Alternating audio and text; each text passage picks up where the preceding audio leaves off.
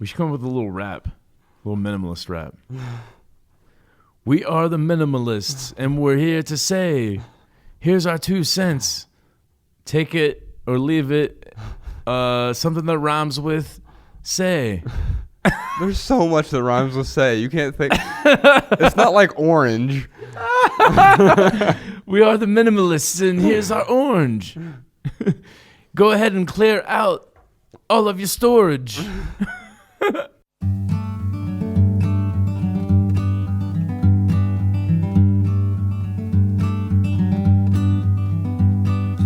Every little thing you think that you need, every little thing you think that you need, every little thing that's just feeding your greed. Oh, I bet that you'd be fine without it. Hey y'all, some exciting news before we dive into this episode. The Minimalists are going to host a private podcast and live stream exclusively for our Patreon supporters. We're calling this Ask the Minimalists Anything. Anyone who contributes $2 or more over at our Patreon page can attend this special live stream. And if you can't make the live stream itself, the live session, the live podcast, don't worry.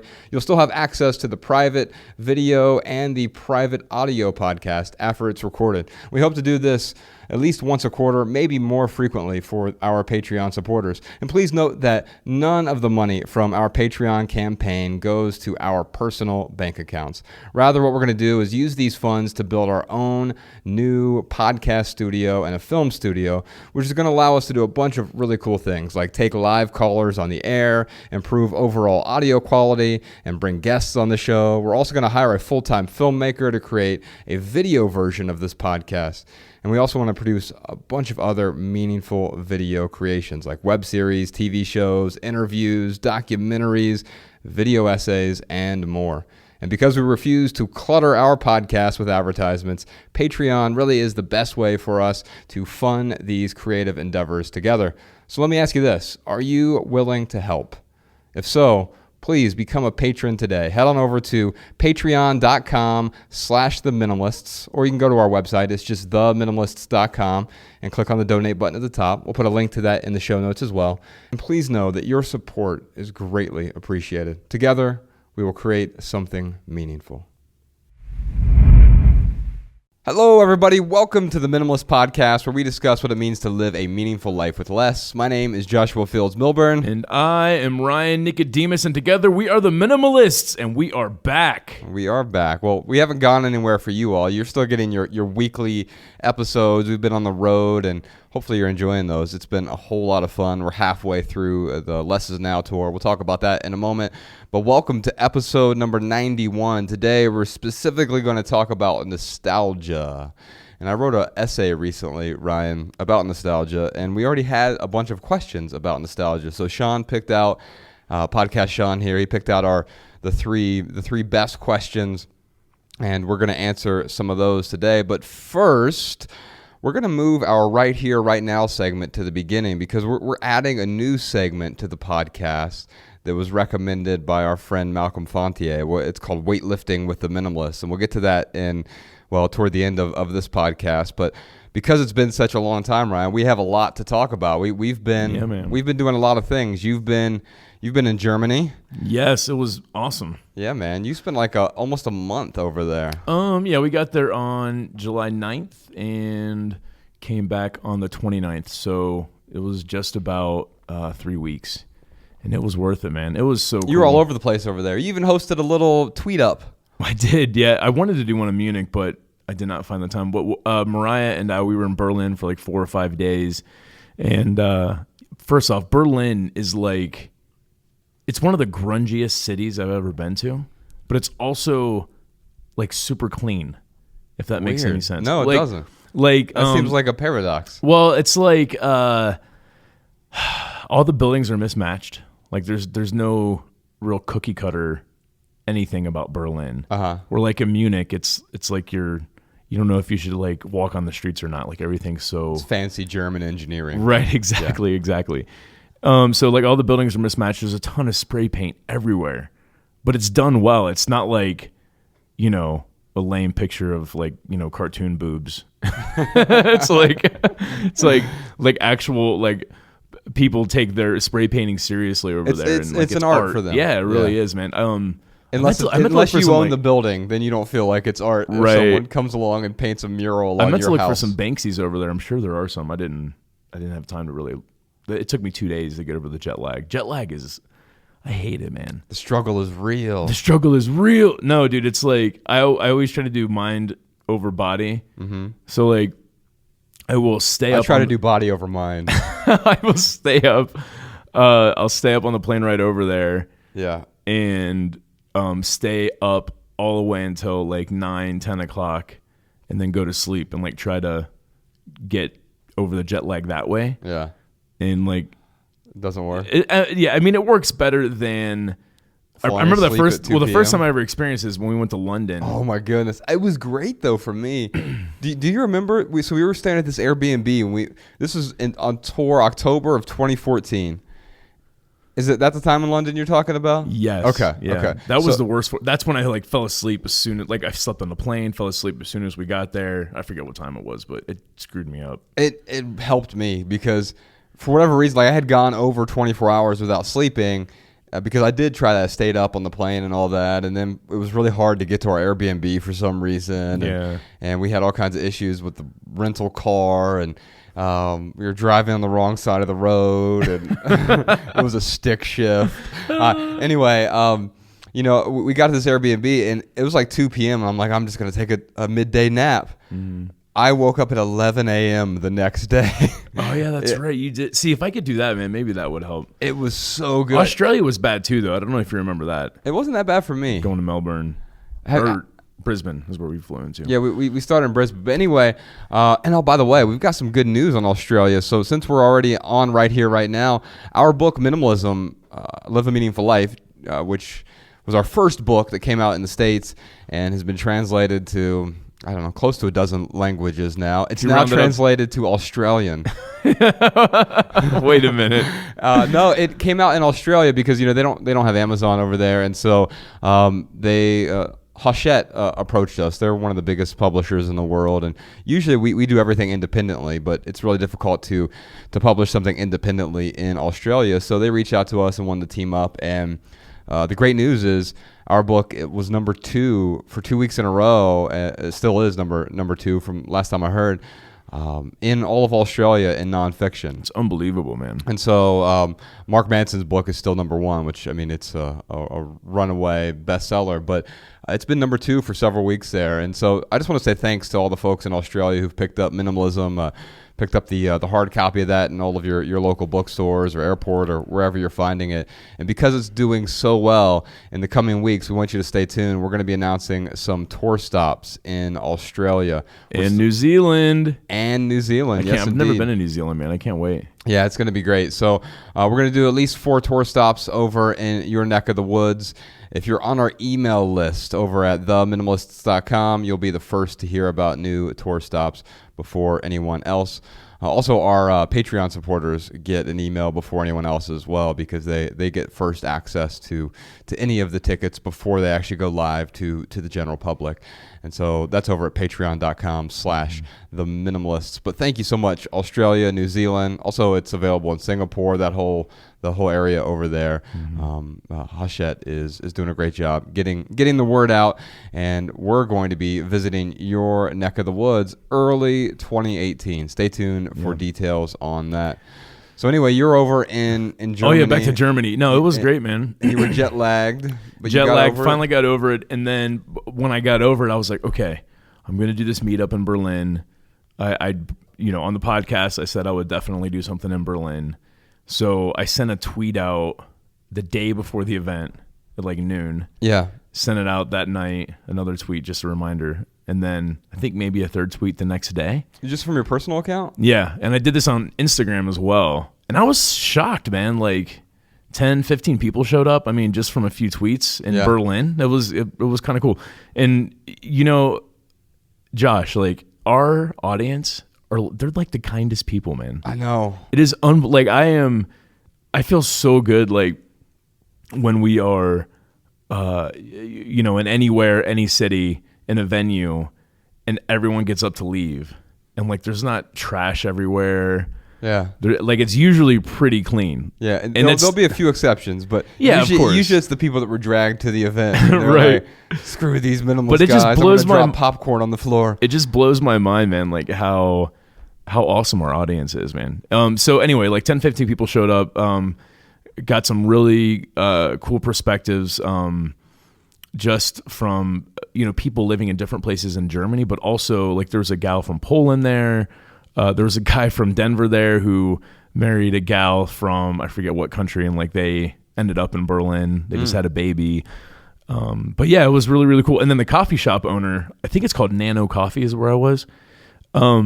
So if you're in Berlin and you haven't tried Nano Coffee, it's freaking delicious.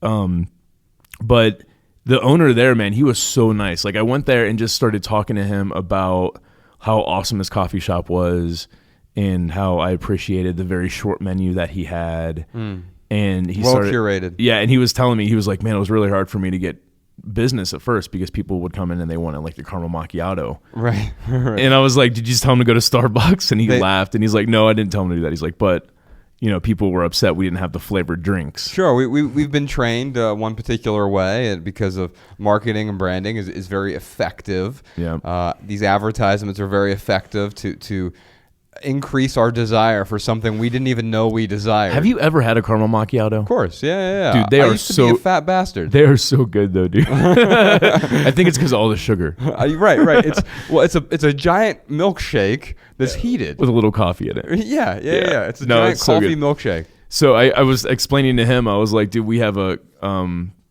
coffee shop in St. Petersburg, Florida. Right. And I was like, we try to keep the menu pretty simple down there. I was like, but we get the same exact thing. And then, someone leaves us a crappy 1-star review. They didn't have caramel macchiatos. It's like, Right. But, like, but well, we have compensated for that. We do this bourbon vanilla yeah. syrup that is done in-house. Sarah makes it, she's one of the owners of the coffee shop, and it's done with intention, and it's sort of kept behind the counter, and we offer it to people who want that as an alternative. Yes. But what we try to do is educate people on, and man, it's difficult when people are trained to do something one way and they're trained to expect one thing. That re-education process is to show them, hey, that is a way, but there is not only a different way, but a better way to do it. And I think in a way, that's kind of what we do with minimalism. We're not saying you can't. Yeah, I think the standard American dream of the big house and the picket fence and the 3-car garage, the 4 extra bedrooms, The and 2.6 kids. Right. Like that's the caramel macchiato of living, right? Right. Like that's one way to do it, but there might be a better way to do it than following the same exact template that you've been told. Now, many of those ingredients might work. I have friends like a good Eva and metaphor. Leo who have 6 kids, and that's great for them. It works really well for them. Personally, I choose not to have 6 kids, right? and so I think it's important to realize that you can have a little bit of simple syrup, or you can have your coffee black as well. My life, it tends to be more of a black coffee kind of life. Get down to the essence of it, decoct life down to its most essential parts, so you can really enjoy the flavor of the thing. But you can also add you can add things deliberately and still make it a delicious drink or a delicious life. Yeah. Right. And so speaking of the coffee shop, one of the co-owners, Joshua Weaver, who does a lot of photography for us, he was just in town this past week. We're here in Missoula, where it looks post-apocalyptic right now. I mean, it's so bad. I walked out this morning, I was like, it still smells like campfire. it smells like my house is on fire. Yeah. It's And crazy. so for those of you unfamiliar, this time of year, usually later than now, it's usually like September, the forest fires start. Lightning hits Yeah. somewhere, it gets kind of dry, and we have to start contending with forest fires. Well, the worst fires in the country right now are in western Montana, which is where we are, specifically around Missoula. There's something like 13 fires, 5 of which are around Missoula in every direction. It's crazy. So it looks like a really bad 2010 Instagram filter everywhere you go. In fact, we used to have mountains here, and now it looks like there is a mirage of mountains. Oh my God. David Copperfield made him disappear. Yes. And so half the state is on fire, and we're trying to it makes it hard inside to breathe. Yeah, man. So I apologize in advance if I'm coughing or if my voice sounds a little extra raspy. Yeah, I don't know what I'm looking for, but yeah, it's because of the smoke. It does make it a little crazy. So it's funny. I don't know what I'd rather have, man. Like what? Well, because I was just thinking, no matter where you live, you're gonna have to put up with something. Yeah. Like unless it's Southern California. Yeah, right. But even there, like the joke is like the state bird is, big airplane with water coming out of it. Right. I mean, they still have to deal with forest fires over there, but yeah, I don't know what I'd rather deal with. Like a lot of rain. When it's dry and not on fire, it's great out here. But then the problem is it gets dry and it catches fire real easy. Yeah, I mean it's really bad for us right now. Like I don't spend time outside like I'd like to right now, just because. I mean, we even did the photos. So Joshua Weaver came out. We were doing some photos for the podcast to help promote the podcast, but also to promote the second half of this Less Is Now tour. Get some images so we can share that online. And he came out here and we were like, we can't even do like the beautiful outdoor shots because A, we can't stay outside very long right now, and B, like you don't get that same beauty when the mountains are missing from the landscape. And so he came out, and then yesterday we had Jake, the producer from Nightline, come out, and so he's going to be joining us in Brooklyn and Manhattan most likely when we're out there in September. We got some news on that as well. So our Brooklyn stop sold out. Our Manhattan stop, there's probably like literally a handful of tickets, like 5 or 6 tickets left in Manhattan right now. It was actually sold out, but we released some of the comp tickets we had left over. It just blows my mind like how far we've come, man. Can you remember the first time we were in New York? Yeah, we had our first tour stop in New York City was in Queens. Oh my! How many people showed up? Like 25 people, maybe. Maybe, and that was our biggest tour stop. Right. I mean, it was unbelievable. And now we're selling out 2 Brooklyn shows. Yeah, we have a third one. So we have a third New York show. We just added one. We have 22 dates, I believe. 22 dates we're going to be throughout the United States and Canada. We're actually starting in Canada at the end of August. Let me pull this up real quick. Go to lessisnow.com for all the information. But we're starting in Toronto. That sold out, and we just got a way bigger theater. That one is close to selling out. Ottawa, Montreal, we're going to be in both of those cities. I think those will sell out. There's still maybe 100 or so tickets left in both cities. Vancouver as well, so we're hitting the West Coast up. Calgary and Edmonton. We have some of we've done more tour stops in Calgary and Edmonton than just about anywhere else. Because, really? Yeah, I mean that's like right there. Yeah, it's just north of where we are, and Edmonton, by the time this comes out, might be sold out. There might be a few tickets left. Calgary, there's less than 20 tickets left in Calgary. And then after Canada, after those 6 stops in Canada, we're headed over to New York City. We got 3 stops there: Brooklyn, Manhattan, and then Brooklyn. That second Brooklyn is sold out. That's why we added that first show on September 20th. We also have a stop in Philadelphia in between those. So we'll make the quick jaunt over to Philadelphia. And then we're hanging out for Nightline as well. They did a house tour. They came out here and did a house tour at Ryan's house, and they did a house tour at my house, and Bex was there. She made us all dinner, and it was a lot of fun. Great, man. I'm really. Bex is such a good cook. Oh my God, that food was so good last night. Yeah, so all the stuff she made last night are recipes from minimalwellness.com. She had some website. salmon, some Ella burgers. Ella used to get so mad because I would call elk steaks. So you can get elk out here. You know, there are a lot pretty of easily, hunters who will trade you something for elk meat. Right. And so we had Ella burgers last night, elk burgers, and I used to call them Ella burgers. She'd get so mad, but then she just says. She came to terms, it's some other girl named Ella that we're eating, and she's totally fine with that. Yeah, dude. When I was like, oh, I'll have an Ella burger, she's like, oh yeah, I'll have an Ella burger too. That's a different Ella. Her Twitter keeps getting funnier and funnier. It's at Ella Sandwich, by the way, if you want to This follow chocolate her. makes me want to eat more chocolate. Yeah, that was the one the other day. Oh, this chocolate makes me want to eat more chocolate. Oh, she's adorable, man. Yeah. This our last night after you left, we were playing Buck and Broncos. Like we just got in the grass in the backyard and like we were pretending to be these buck because the fair is going on right now in Missoula, so we're playing bucking Broncos with her, and she's like, I will never ever fall off a bucking Bronco. So she'll continue to. It's this really the way we catalog her childhood. It's not a scrapbook. It's just one pithy 140 characters at a time. I'll never fall off a bucking Bronco. Yeah, at Ella Sandwich. Did you take her to the fair? She's going tonight actually. Oh, cool. Yeah. So did you see that crazy fair accident in Ohio? I heard like several people either got injured or died. Yeah, right? it was terrible, man. But it's like watching that, I'm like, and I don't want to ride any more fair rides. No, I wouldn't. Like I went on those rides, but she's going tonight because of the Buck and Broncos are tonight. You know, that reminds me. I don't think I've told our audience yet, but I went skydiving. Holy moly, you did! Yeah, man. That was like the beginning of July. You're trying to convince me to do it, but my term life insurance just lapsed, and so I'm trying to go get a new policy this year. And I can't afford to go skydiving. Anyway, yeah, it was awesome, man. I'll talk more about that later. We don't. Well, I don't mean to. No, derail we're in the middle of these tour dates, but we can pause them and let's talk about skydiving, man. No, it was you and Mariah went, right? Yeah. So, my buddy, Brian, who I've known him as long as I've known you. His brother was my dad's business partner growing up. He came out with now it's his fiance. He proposed to her when they were out here. That was kind of cool. But anyway, we were up in Whitefish, checking out Glacier, and we're trying to we're at this hotel and we're trying to figure out what we're gonna do the next day.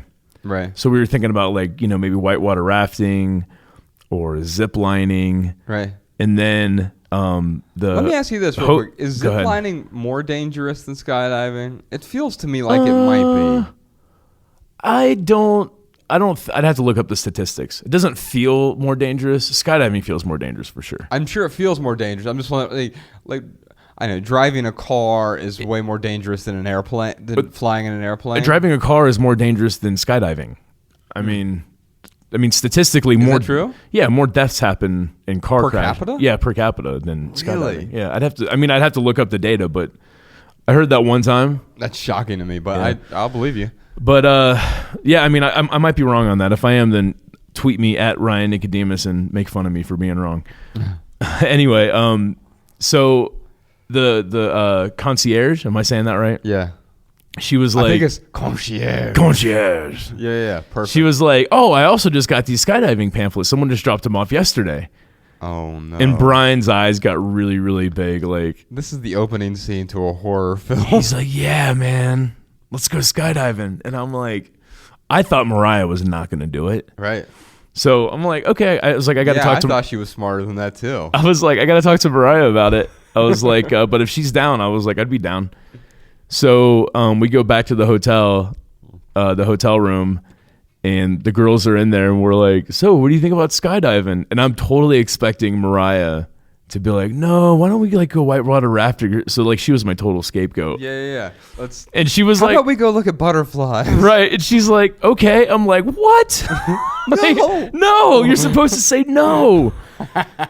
And you know what, man? When she said yes, though, I really wanted to support that because ever since we've been in that accident, January 2014, where you almost died, the car flipped over. Yes, a week before we went out on tour. Yeah, she's got she's had some just problems with being nervous when it comes to. I'm trying to think what we've done that she was really nervous about.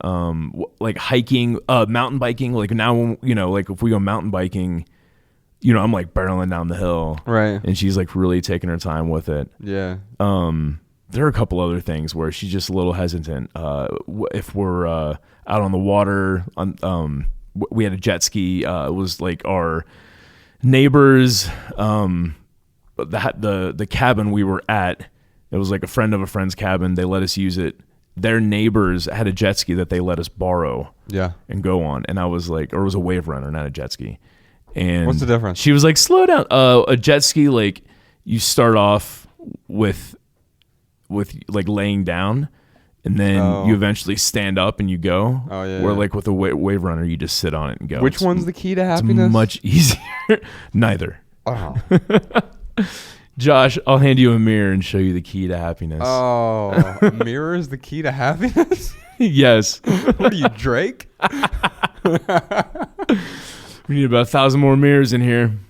No, so long story short, like she has been really, really nervous ever since the car accident. Yeah. So for her to want to go skydiving, I was like so proud of her. Yeah. I'm like, oh wow, like she is, I know that she's scared as hell, but she's going to like face this fear head on and she's going to go skydiving. So like, I didn't want to talk her out of it because I thought maybe this would help her, you know, kind of push through that nervousness that she's been feeling. Sure.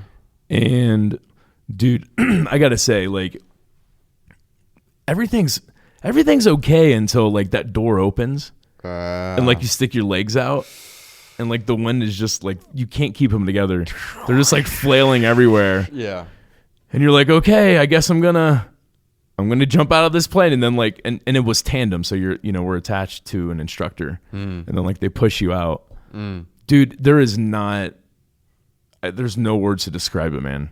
The free fall is just, well, first off, this was the best view I have ever seen of Glacier National Park. I can only imagine. Like that was on its own was like just amazing. Like skydiving in Glacier. It's freaking crazy. Is it hard to appreciate it with all that adrenaline though? I did the best I could right. to like look around because I knew that was going to happen. And even like the instructor, his wife, she's the one that like, you know, checks you in and like does all the paperwork and stuff.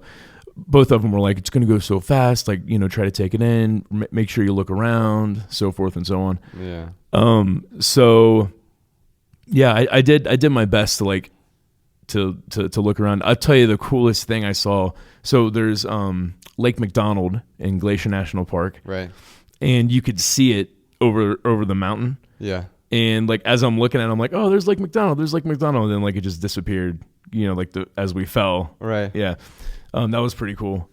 But yeah, the adrenaline is nuts. It gets to a point though, man, where you're free falling and like you hit that terminal velocity and it feels natural, dude. Like it's really strange. Do you know what's terrifying? What's that? It's called terminal velocity.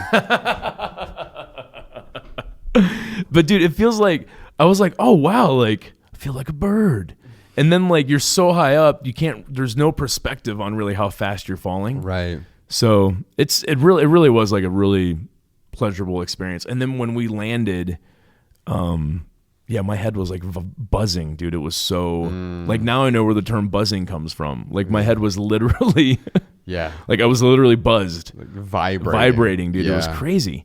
But yeah, it was a lot smoother than I thought too. I thought like when the chute came out, it'd be like this really, you know, crazy like whiplash jerk. It wasn't? Not at all, man. It was really smooth. The whole process was smooth. It was skydive whitefish. If you're gonna skydive only one time in your life, I would recommend coming out to Montana and doing it in Glacier. I can't imagine a better place to skydive, and it was like a perfectly clear day. It was beautiful, man. Yeah. Well, speaking of skydiving, we're skydiving into Salt Lake City, Denver, and Phoenix. No, we do have nice transition, best friend. We're going skydiving in the mountains. We're metaphorically skydiving into the mountain states. We'll be in Salt Lake City. Plenty of tickets left in Salt Lake, surprisingly. Usually, on the last several tours we've been on, Salt Lake City has sold out first almost every time. But we've got plenty of tickets left there. Come on out, Salt Lake City. Denver, Ryan, they are almost sold out. And then Phoenix, we're going to have a special guest in Phoenix. Our friend Joshua Becker is going to be over in Phoenix with us from awesome. Becoming Minimalist. And then from there, we're headed down to Texas, Austin, Texas. I think Austin is sold out. If not, there might be like, I don't know, 3 or 4 tickets left. Dallas and Houston after that. It's going to be awesome. And then we're going to be in Nashville, Tennessee after that. I'm really looking forward to Nashville, man. Griffin House is going to be there. He's going to open up the show. He's going to open for us. Our buddy Adam lives there. Yeah. He's going to take some pictures for us. What else? Our buddy Alston Hartley Leonard lives there. Hopefully he's going to come out. Oh, did he move? Yeah, he moved out there I didn't know a year or that. so ago. He just had a second kid. That's He's awesome. A very talented No, what else musician. is a barista parlor, right? Yeah, just called Barista. Barista. Right? Yeah, Barista Parlor. No, it's Barista Parlor. You're right. Is it barista parlor? Yeah, you're right. Coffee shop. Really good coffee shop. So we'll be in Nashville, and then from there, Washington, D.C., Atlanta, and Tampa. Has Atlanta sold out yet? No, Atlanta has not. I am shocked. There's still some. It's a big theater, and same Washington D.C. It's a huge theater. Yeah. Our friend Cal Newport is going to be In DC. in D.C. and then Atlanta is going to be J.P. Sears. Dude, I cannot wait. It's going to be so much fun. Oh my God. It's going to be awesome or it's going to be a disaster. You know, No, or it could be both. No, it's going to be an awesome disaster. Yeah, JP Sears is great. He does really great parody videos called Ultra Spiritual. So I think he's going to spend 90 minutes making fun of us on stage. Yes. So and all the ironies of minimalism and enjoy yes. that. Yeah. And then in Tampa, we should ask Seth's band, our friend Seth, Brother Cephas. Their new EP just came out called Not That Important. Yeah. And it's really good. We should ask them to open up for us. I'm sure they could do like an acoustic set or something. sure they'd be him willing to. him and his brother. They're not really an acoustic. No, they do great. I mean, have you heard them play acoustically? I haven't. Weaver was saying they really don't do that. Awesome. They're really good. Yeah, that'd be great to have them. Yeah, I'll reach out to him and ask him. And then we're finishing the tour in December in Detroit and Milwaukee. The two best cities to be in during the winter time. Yes, exactly. So I'm making sure that I bring my biggest coat that I have. We'll be in Detroit and Milwaukee. But I shouldn't say we're ending the tour then, because in the spring we'll be headed over to Australia, announcing those dates really soon. I just love how like I always think like, oh man, this is probably gonna be our last tour. Like we just keep adding on, which is it's a great thing. I love going on tour. Don't get me wrong. And now that like Mariah doesn't work and she can come with us to a lot of these places, like it helps a lot. Yeah, it makes it a lot more fun. You know what's really nice about this? We figured out a good pattern as well. So we don't stay out touring perpetually. We're doing 40 cities this year, but we never do more than 4 at a time. So we'll go out for 3 or 4 cities. We call it a wave of cities. So, for example, when we go to the East Coast, we have 3 stops in New York and 1 stop in Philadelphia. It's 4 cities. And then we fly back home for a couple weeks, and then we go out to Salt Lake City, Denver, and Phoenix. And there's 3 cities, and then we're back home for 3 weeks after that, I think. And then we go out to Texas for 3 cities, and then we come back. And so we figure out a way to make it work so that we're not on the road perpetually, but still get enough cities in there that we can see a lot of our audience. And maybe next year we'll make it over to Europe. I mean, we have a huge audience in Germany, and obviously London, UK, and some other places. We should look into that. Tokyo would be awesome to do a stop there. Yeah, and the rest of Europe. No, you just got me thinking we could go on like a world tour next year. Anyway. Yeah, so stay tuned to that. You can find all the tickets, cities, dates, theaters, all that fun stuff at lessisnow.com. What else we have going on? I mentioned the Nightline thing. We did the house tour. Oh, let me finish real quick about Germany. Oh, okay. So Berlin was great. So the meetup was great. Coffee shop was great. The owner was awesome. And then Mariah and I took a train to Munich. Didn't get off at the right stop. Oh no! Ended up making our train ride like an extra 3 hours long. It was fine. We're just dumb Americans. But yeah, the train ride novelty. It was beautiful. Really enjoyed it. But it's cheaper to fly and it's faster. Yeah. I just took a train because we had the time, and I've never taken a train in Europe before. It was worth it, like for the one-time experience. Yeah. But yeah, we got to Munich, and then my 15-year-old self would have been bored as hell, man, in Munich, because it was my grandmother, my aunt, my uncle, Mariah, and I. And also my step grandfather. So my oma and opa, for all intents and purposes. The 6 of us going around, and my oma showing me her friends. All of them owned all of her friends that she was introducing us to own these guest houses, which are basically inns. It's like they have a few rooms to sleep in. They always have beer and maybe some food, maybe most of them don't have a B&B kind of. Yeah, like most of them didn't have food. Okay. But yeah, it was just like watching my grandma my Oma talk German to all her friends, but like, so my 15-year-old self, I would have been like, oh my God, like, is this all we're gonna do today? But my 35-year-old When are we self, skateboarding? right, exactly. Like my 35-year-old self, it was so awesome to like see her reminiscing with her friends and just knowing that like this is probably the last time that She'll make it over Germany. Yeah, that she's gonna go to Germany. Yeah, she's in her 80s. Yeah, and yeah, she just turned 82 this year in February. And then, she showed us like where her house was, where she grew up in, the bomb shelter she used to run into, during when the sirens would go off, the school she went to, like where she would walk from school to home, the farmhouse, dude. So she worked at 7 years old, man. She talked this farmer into hiring her to work on the farm, and she was telling me how like the pitchfork was twice the size of her. And she's like, looking back, she's like, I have no idea how I was able to like manage that. Yeah. But like, she had to step up. I mean, her mom like temporarily gave her up to a foster home, her and her sister, because she like hurt her back or something and couldn't work. Right. So she couldn't provide for the kids. So like, she had to put them off on the state to take care of for a few years. And yeah, it's just really, really crazy upbringing. But like, this is actually maybe a good segue to our topic for this podcast. With the nostalgia part? Yeah, like it was really awesome, like being there and watching her get nostalgic, watching her feel nostalgic, and then that kind of transferring over to me, and me even getting to I've never been there, but I was like, wow, like this is really cool. Like meeting, we went to the farm that she worked at and like talked to the, I guess it was the kids that she grew up with. It was those kids' parents who owned the farm that she worked for or whatever. But yeah, it was great, man. So I'm sorry I did not, to all those in Munich who were hoping I would do a spontaneous meetup down there. Sorry I didn't get to it, but well, like hopefully we'll get there. We'll get there next year. We'll get there maybe. next year. But yeah, every single day, like it was hanging with my family, and I just wanted to make the most of that time with my grandma in Germany, and it was great. We went to Munich. Munich is a beautiful city. But yeah, I definitely got a nostalgic feeling being there, and which is weird because that's almost like a false nostalgia because you've never been there before. Yeah, it was really strange. Like what? Like her nostalgia was like rubbing off on me. Yeah, and so let's talk about nostalgia. I wrote an essay recently called "Nostalgia is Dangerous," and to me, it was a fairly innocuous sort of statement. Are you gonna read that? Yeah, we can actually. It might make sense during one of the questions, but we can talk about it real quick. Actually, I'll read it. But before we do that, a couple other things. We'll just finish out the right here, right now segment.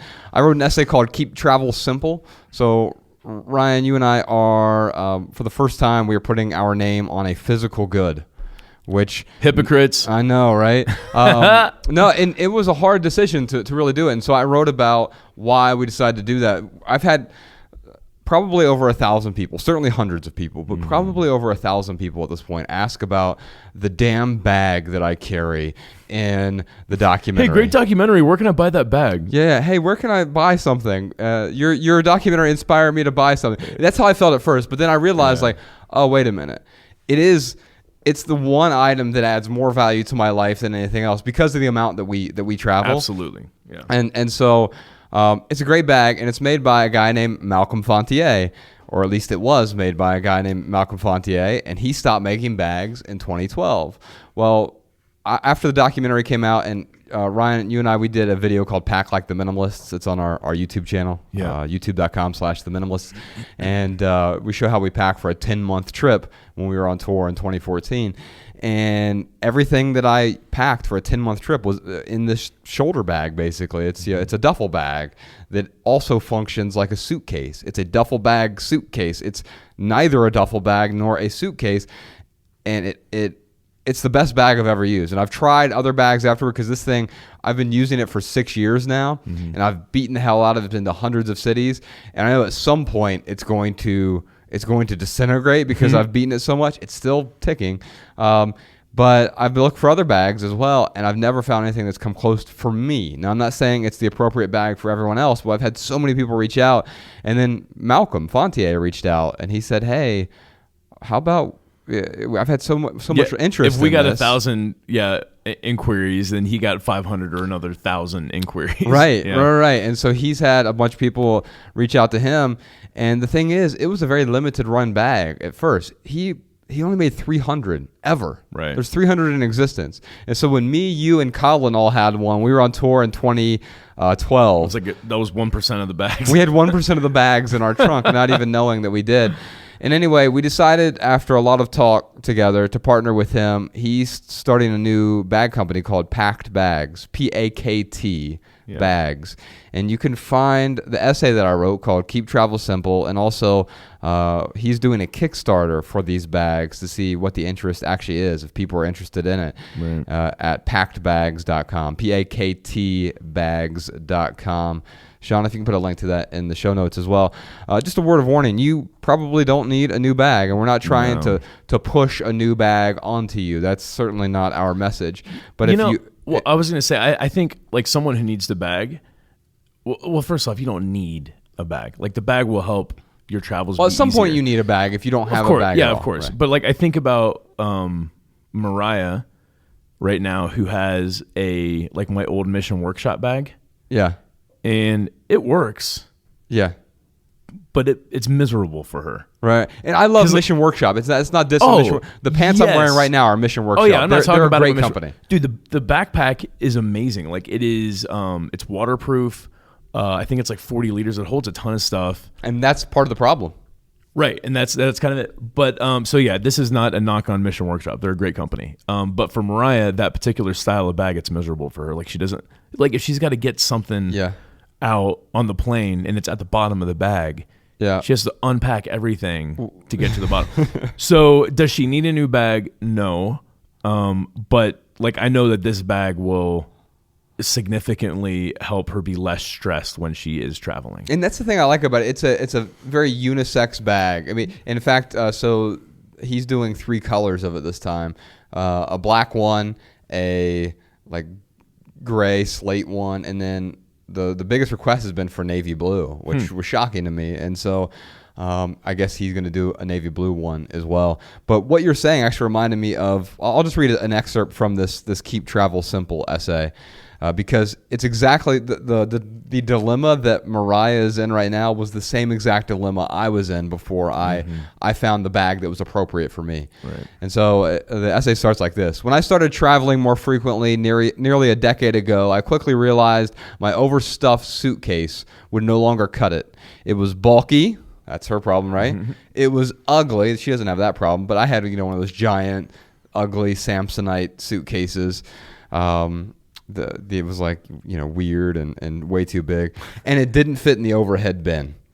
She might have that problem on some airplanes. With absolutely, that big that's backpack. A great. No, it absolutely is. Like she 9 times out of 10 has to gate check it. Oh yeah, so I definitely don't like that, and so it didn't fit in the overhead bin. Worst of all, because my suitcase was so hulking, I felt compelled to fill it with surplus travel gear. So, right, because you have such a big bag, you're like, well, I might as well fill it up. I will bring this extra just in case item. Right? I'll bring this surplus travel gear. Yes. So I have a list of some of the things I would pack just in case: unworn swimming trunks, extra tennis shoes, excess shirts and pants and accoutrements that were never meant to journey with me. Packing had become a chore, and that was true, man. I remember like having to allocate 2 or 3 hours aside for packing because I'm going to bring this. Oh, should I bring that?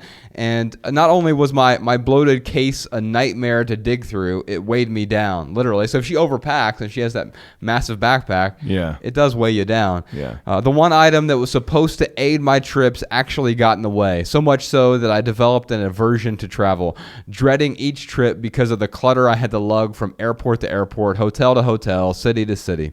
So, of course, I tried a slew of travel bags, none of which met my needs. They were too small, or too large, or too awkward, and they contained too many pockets. Sometimes I'd find a decent bag, and it would have like 73 different hidden pockets inside. And I'm like, what is this coin purse size pocket for, and why are there 6 of them in this bag? Like, it never made any sense. And so The middle of the essay says, and then my friend Colin Wright, a full-time minimalist traveler, visited my home for a week, toting everything he owned in one intriguing bag. The Getaway by Malcolm Fontier. The bag itself defined categorization. It was a duffel bag, a carry-on bag, a messenger bag, and a suitcase all in one. And it was also none of these things. And that was sort of the thing that was true for me. Like the bag, it was a duffel, it was a carry-on, it was a messenger bag, it was a suitcase. It was all of those, but none of those at the same time. Its streamlined design lacked the superfluous implements sported by every other bag I'd tried, leaving only the crucial elements for travel. A bag that looked like a casual duffel, but functioned like a suitcase. And that was really the most important thing for me. It was the size of a duffel bag, but it carried what a suitcase would typically carry. And then I'll read this last paragraph here, and before you can read the rest of it. It's a much longer essay. Since I purchased the Malcolm Fontier Getaway 6 years ago, I traveled to literally hundreds of cities around the world, from Portland, Maine to Portland, Oregon, Birmingham, Alabama to Birmingham, United Kingdom, Hollywood, Florida to Hollywood, California, and has continued to serve me as the sole bag I need for all of my travels.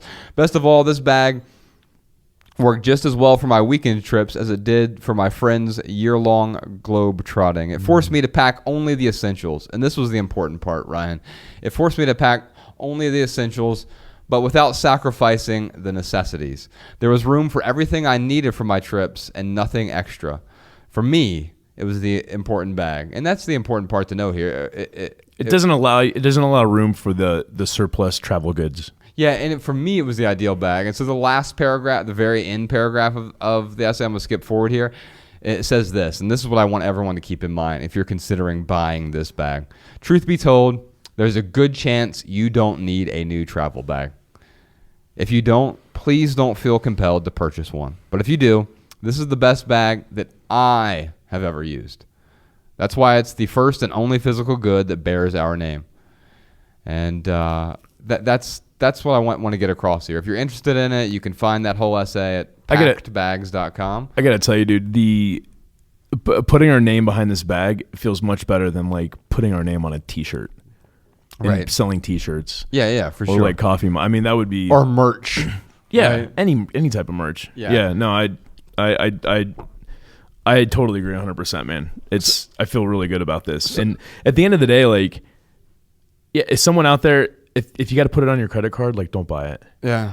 If you don't have, I don't know how much the bag's going to be, but if you don't have the money to buy the bag, I assure you, your life is going to be much better without putting that debt on your credit card. Yeah. And you're still going to be able to travel fine. Yeah, we always say if you have to put something on a credit card, you can't actually afford the thing. Right. And yeah, I think that's important, whether it's one of our books or anything else. You can budget for it or whatever. Or with one of our books, you can go to a local library and get it for free, right? Right. Or if you come to one of our events, we'll give you a free book. If you can't afford to buy one, we're happy to give you a book for free. With this bag, I know Malcolm is doing a Kickstarter campaign for it to really see what the interest is. Whether or not it will be available beyond the Kickstarter campaign, we're not really sure. And so that will be the one opportunity to get the bag if it's something you're interested in. But please don't feel compelled to do so. Yeah. A couple other things before we move on. I'm teaching this is my last writing workshop of the year. It's October 22nd. It's a 2-hour writing workshop. If you want to learn how to write better, the workshop is called How to Write Better. And you can find all the details to that at howtowritebetter.org.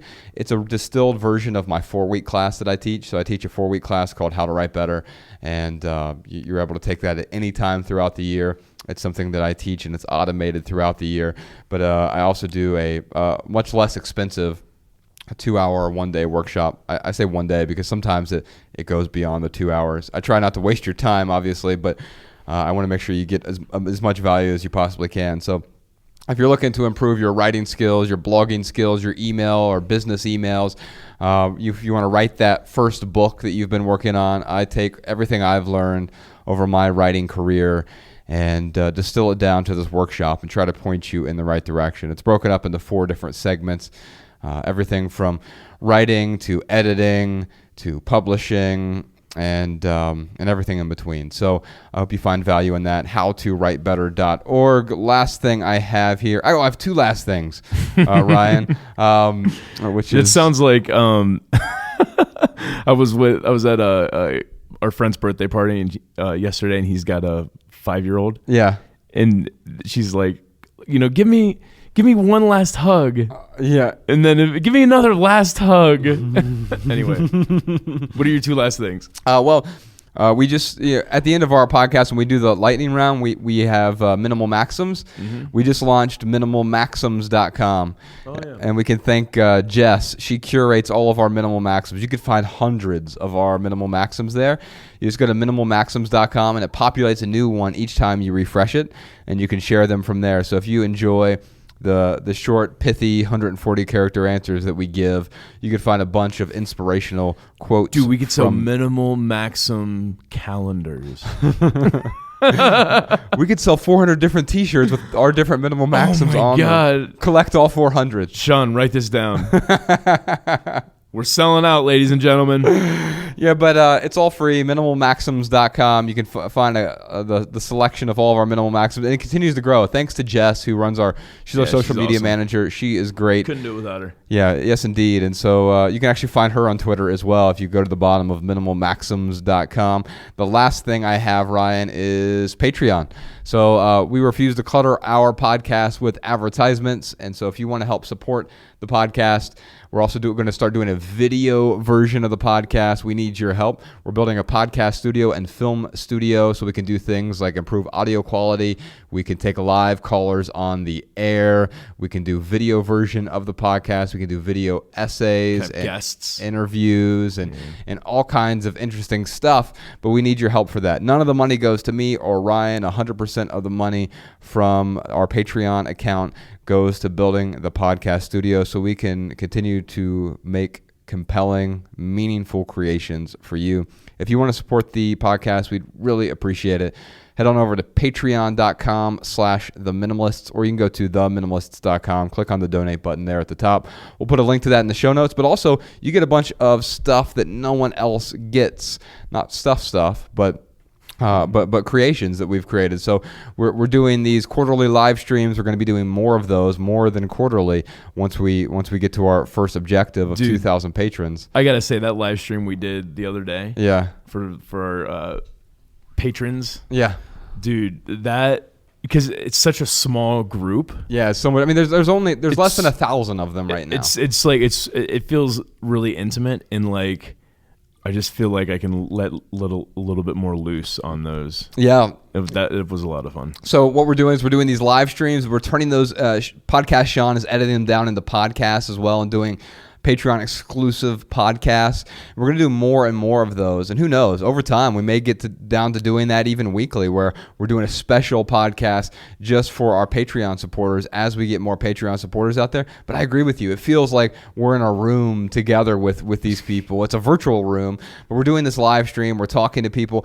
and we're doing these sessions called Ask the Minimalists Anything, exclusively for our Patreon supporters. Yeah.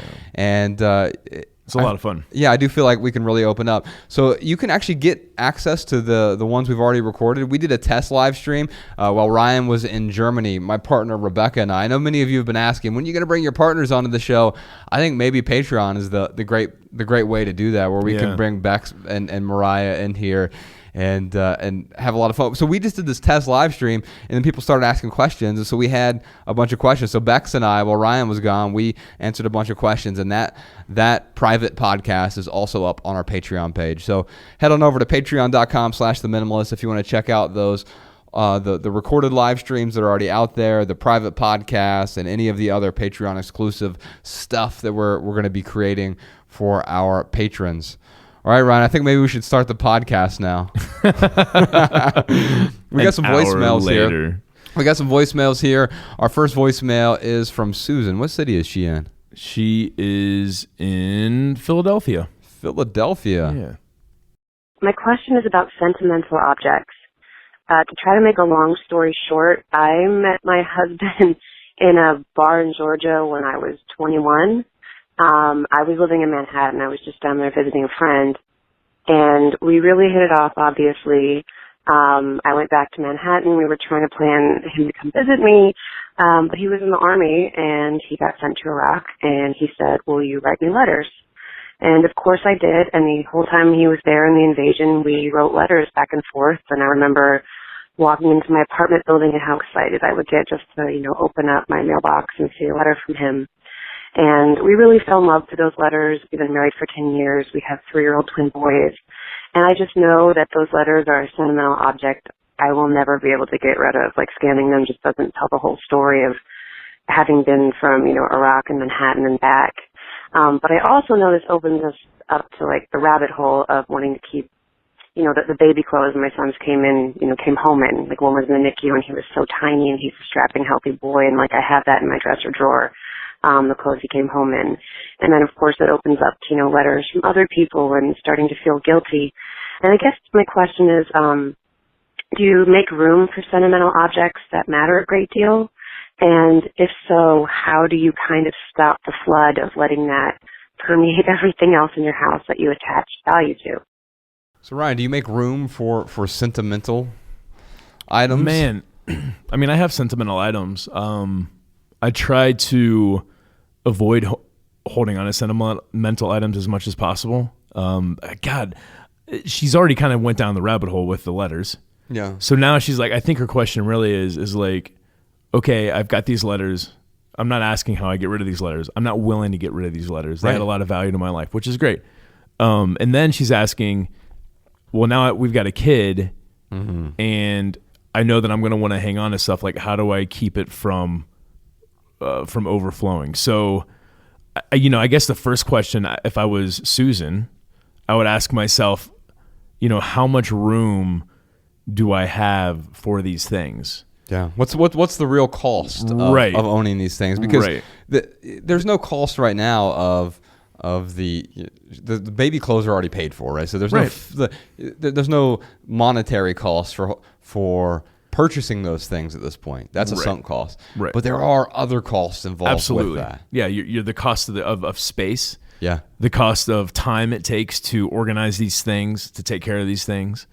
The cost of maybe if it does get out of hand, the cost of new storage space. So it could turn into a monetary cost potentially. And quite often, I have a friend back in Cincinnati we used to work with, and I remember he and his family, they bought a bigger house just because they didn't have enough space for their stuff. Unbelievable. And they were really stressed out, as opposed to letting go of the stuff. They were able to justify having a larger mortgage, being tied to more debt, just because they needed more space for the stuff, which, by the way, he even acknowledged to me. He goes, I don't use most of this, but I just feel like we have to hang on to it, and we just need more space. And I'm okay with that. I'm not telling everyone that they should live in a tiny house. Of course not. We don't live in tiny houses. In fact, the guy from Nightline who was out at our house yesterday, our house is maybe 1,200 square feet, Bex and I, and it seems a lot more open than that, but it's not a tiny house by any stretch. But it's what's appropriate for us, and we don't have excess storage or anything. I mean, we got plenty of extra space that we don't fill up, but I don't feel compelled to fill every corner is really the point. Right. And so she used the word, Ryan, that I try to avoid with my stuff. She said it has so much meaning, or the meaning we attach to it. And I think that's an important, she's actually admitting that the things have only as much meaning as you give them. Right. And her letters that were written, I understand they mean something to her, and I'm not judging that at all. No. But they literally mean nothing to me. But they could mean something to me if you allowed them to. If I allowed them to. Yeah. And so, the thing I always think about is when something's too precious, I try to let it go. Just because when something becomes so precious, I become attached to it in an unhealthy way. And so the thing that I would ask is, why am I giving so much meaning to these things? Because the things themselves, whether it's the letter or the baby clothes or whatever, those things don't necessarily have intrinsic meaning. They have only the meaning we've placed on it. Right. And that's not in and of itself unhealthy. What it is, it gets unhealthy when we give it too much meaning, too much significance, too much importance. I couldn't live without blank. Right. My life would be terrible without blank, because the truth is, no, it wouldn't. Right. Everything would be okay without those. Then the question that becomes, how do these improve my life? How do they augment my experience of life? And maybe, just maybe, there's something she could do with these sentimental items that enhance her life, as opposed to, because right now you talked about having these additional costs. The biggest additional cost she's experiencing right now is the weight they have on her mind. Yeah. They're occupying the real space, the space in her mind. She's worrying about these things. Right. She is obsessing over these things enough to call into a couple of random guys from Dayton, Ohio that she doesn't know, so that we can try to help her with it. So it's become enough of an issue that she's worrying, and it's occupying space in her brain. So how does one find the balance between holding on to everything and incinerating everything? So Yeah. where's the balance between that? And that's a good question, because it doesn't. And that's going to be different for everyone too, right? Yeah, and often we think it's binary, right? Like, I have to either hold on to it or I have to incinerate it, right? And the truth is, well, maybe there's something else you can do with it. With those letters, could you turn it into a really great art project? Yeah, where a you really have cool this, collage, or a huge frame that you have in your bedroom that is filled with your favorite selection of these letters. And by the way, I do recommend, even if you're not going to just scan them, I do recommend scanning them, because it's gonna occupy less space in your mind, because you're not worrying about losing those letters anymore. If you and I, Ryan, we did a scanning party. We won't rehash the whole thing. You can see the scanner we use and exactly what we do with all our photos and stuff. Theminimalists.com/scanning. We'll put a link to that in the show notes as well. But have a scanning party and go through those letters together, and then find the ones that evoke the most meaning and emotion when you're going through them, and maybe you can turn it into some sort of art project. Whether you said it's a collage, it could be a scrapbook, it could be a digital picture frame that actually, it's a large, they make large digital picture frames now that are 8.5 by 11, and you can cycle through those letters on the digital picture frame. You can set the timer, so every 60 seconds it brings up a new letter, and if they're private letters, you can keep them in a private place, just in your bedroom somewhere, and you can get more value from it that way than them just sitting in a shoebox in an attic or a basement. Yeah, no, I totally agree. I think, with Susan, we're not, we are just sharing our recipe. So anything we say, it's just that. Like, it's our experience, it's our ideas. What we would do when we're in your shoes. Yeah, but Susan, you can, you feel free to do whatever you feel is best for you and your family. If I was you, I would, when it comes to the baby clothes, I would right now put a limit on. So for me, if it was myself, my limit would be 0. I'm not going to hang on to baby clothes. No, me either. Because and I find this with Ella now. When she grows out of something, I get rid of it. But Susan, if it's that important to you, I would posit that it's not as important as you think it is. But like I said, I don't want to sit here and tell Susan what she should or shouldn't do. If she's looking for some type of guidelines on how to find that balance between holding on to 0 baby clothes and then holding on to everything, I would say, like, figure out what that limit is right now. First off, how much space do you have to store baby clothes? And if you do have space, then limit yourself to just that space. I mean, holding on to a pair of baby shoes, a onesie, like if that's what you want to do, great. But put those rules into place now. So when you do find yourself with a heap of baby clothes in a trash bag, you're not just going to take that trash bag and then put it in the closet and hold on to everything. Like, right now, decide what is your limit. What do you have room for? What do you have time for? I found with Ella, it's actually a good time for me to teach her as well, because when she grows out of something, she knows that we go donate it. And instead of just saying we have to go donate this, we talk to her about why she's donating it. And when she goes to the donation warehouse with us or to Goodwill and we're donating her old clothes, she says, this is so other kids can wear it because I can't wear it anymore. She's understanding that. I didn't understand that at age 4. Right. But she's understanding that at age 4. So it becomes this teachable moment that we wouldn't get otherwise if we were just clinging to her stuff. Ooh, that's a great point too, man. Is like, so Susan, what do you want to teach your kids through this process? Oh, like, so what lesson do you want them to get out of this? Do you want them to, realize that memories are inside of us, and we don't have to have a bunch of physical items to remind us of those memories? Or, do you want the lesson to be, hey, it's okay to hoard whatever you want to hoard? And I know Susan isn't a hoarder or turning into a hoarder, but yes, I would ask that question too, Susan, is like, what do you want to teach your kids through this process? Susan, I'd love to give you and your husband a couple tickets to our Philadelphia event, which is in September.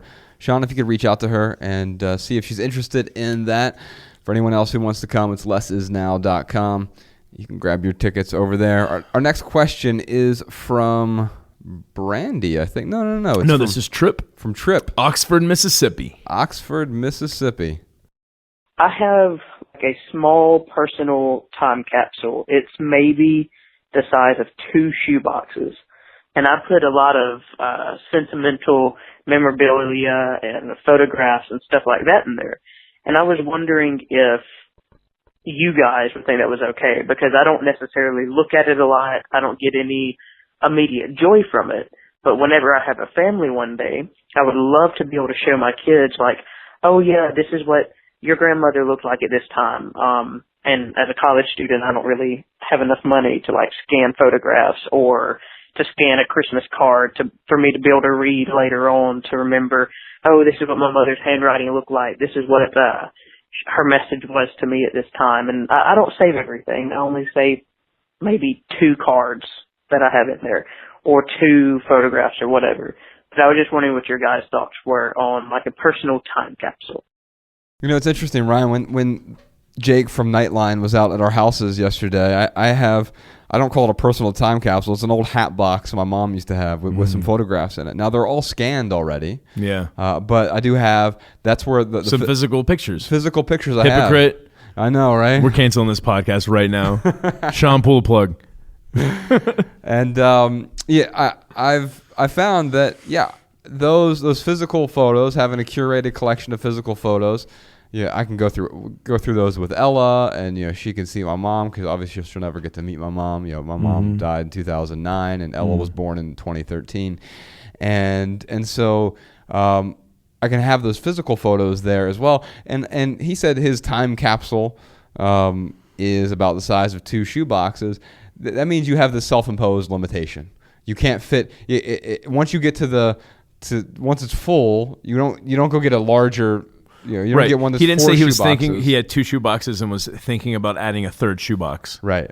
And so I find that's great. You have this self-imposed limitation. Yeah. And the question is, you just said you don't really get value from it right now, but you might in some hypothetical future.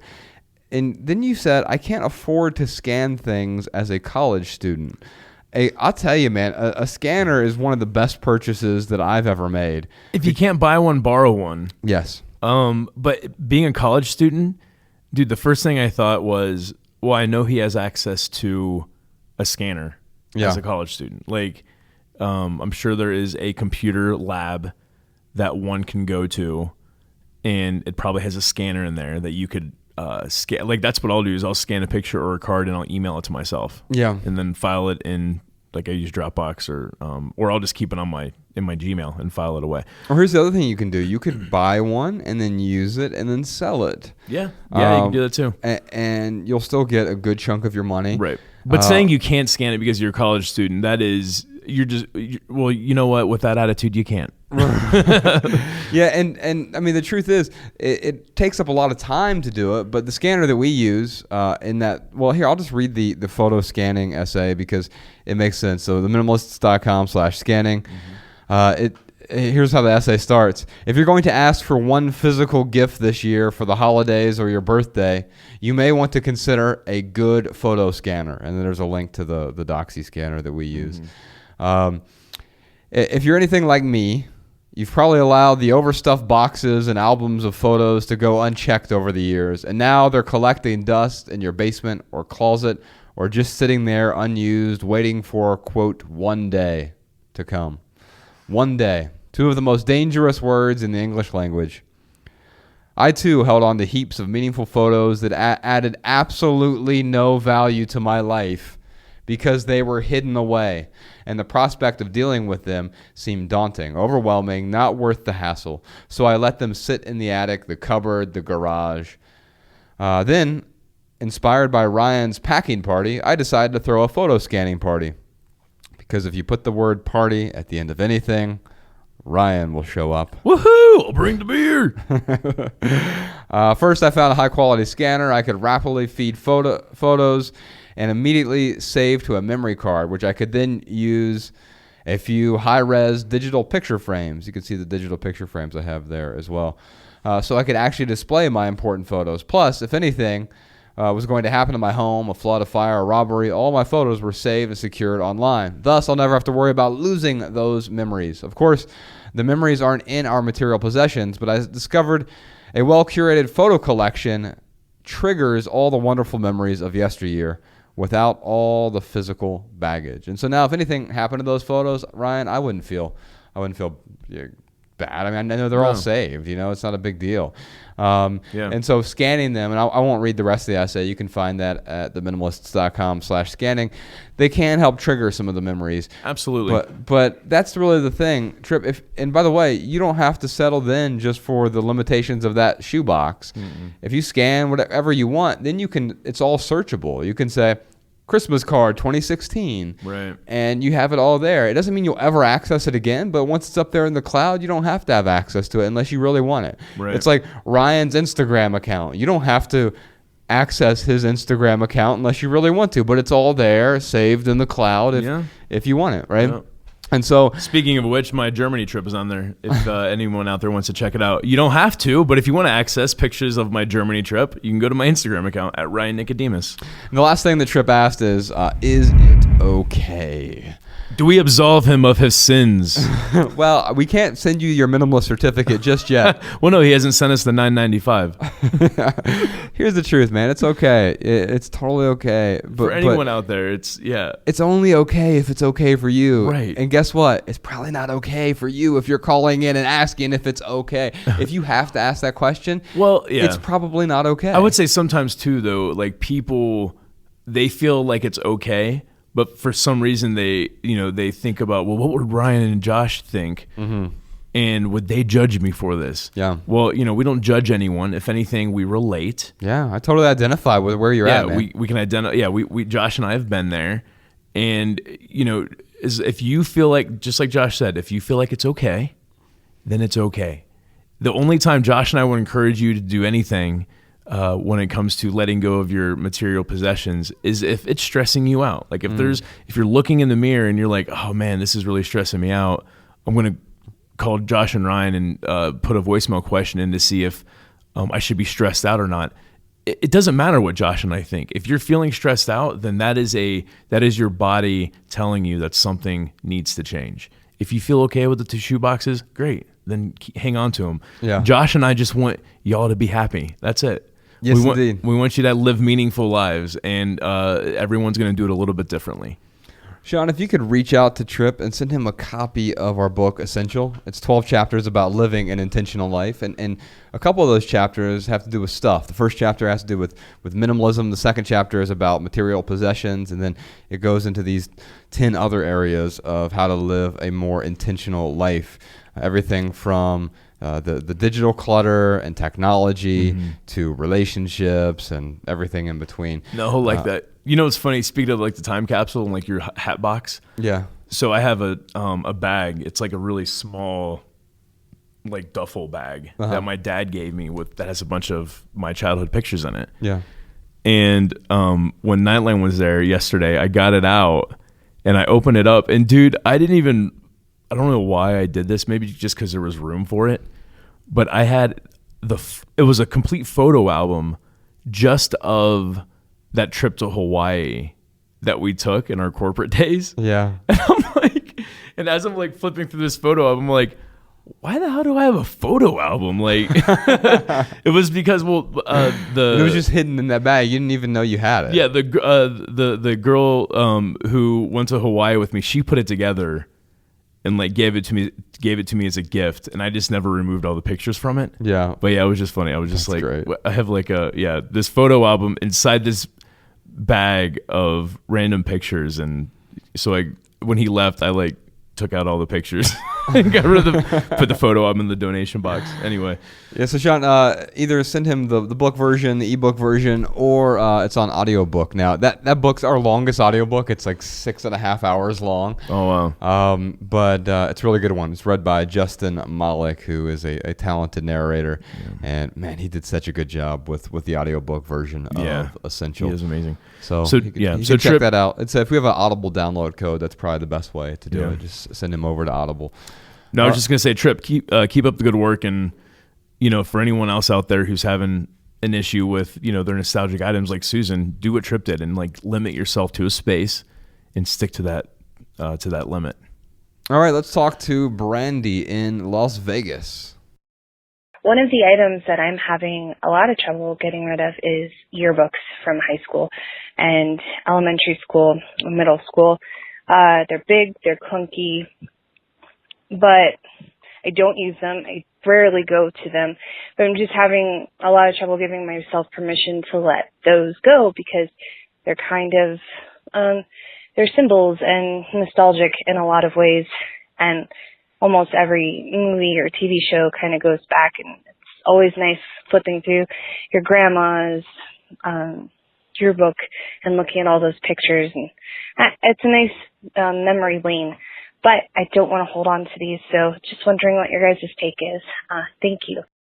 So what did she do with all those yearbooks, Millie? Incinerate them. Incinerate them today. No, what's funny, man? They actually have websites now where you can go and check and see if your yearbooks are on there. Oh, really? Yeah. So like, I can't think of a specific website.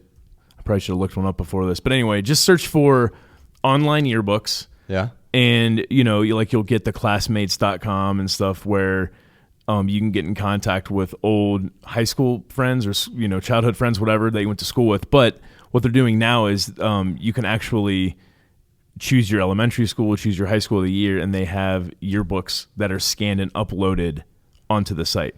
I'm not saying that hers are definitely on there. But they might be. And I would check it out. I haven't looked for mine because, I don't really care about yearbooks personally. No, I was showing Ella yesterday.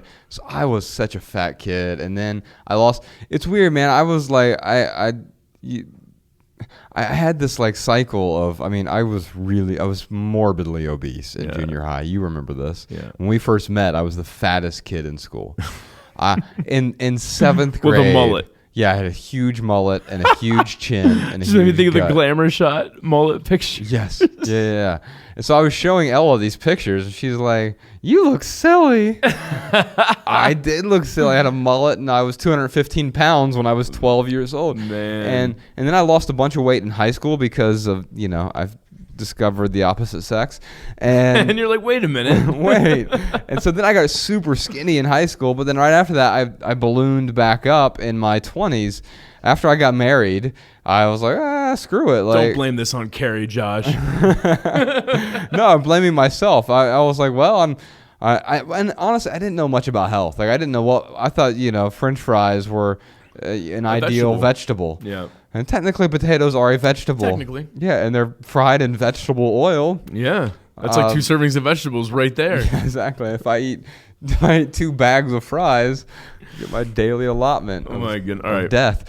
Anyway, so I had all these pictures of me like from high school. I don't want to remember all that, and so for me, also my childhood was not a good time, man. From my mom started drinking when I was 4 years old, and it was really downhill. By the time we were 7 or 8, we were on food stamps and government assistance, and I remember our electricity getting turned off, and just it was a terrifying time to be a kid. And so I certainly don't want to be reminded of that all the time personally. Right. But a lot of people had really great childhoods, and they want to remember that. And these photos can be triggers. And so, what can you do with those books? Well, you can do a few things. If you want to incinerate them, get rid of them, and first find a website that Ryan is mentioning here, and and find if they're cataloged online somewhere. That's one way to do it.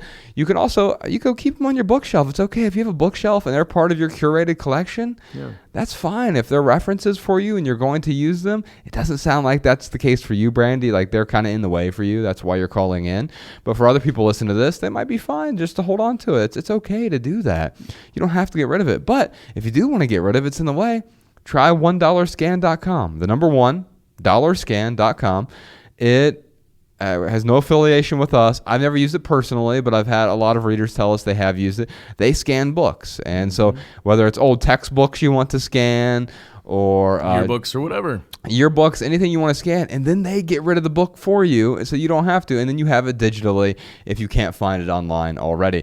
So that's definitely something you can do. Now, she used some adjectives there. One that she used in particular was clunky. They're big, clunky books, and that is a sign. So how do you describe these things that are weighing you down?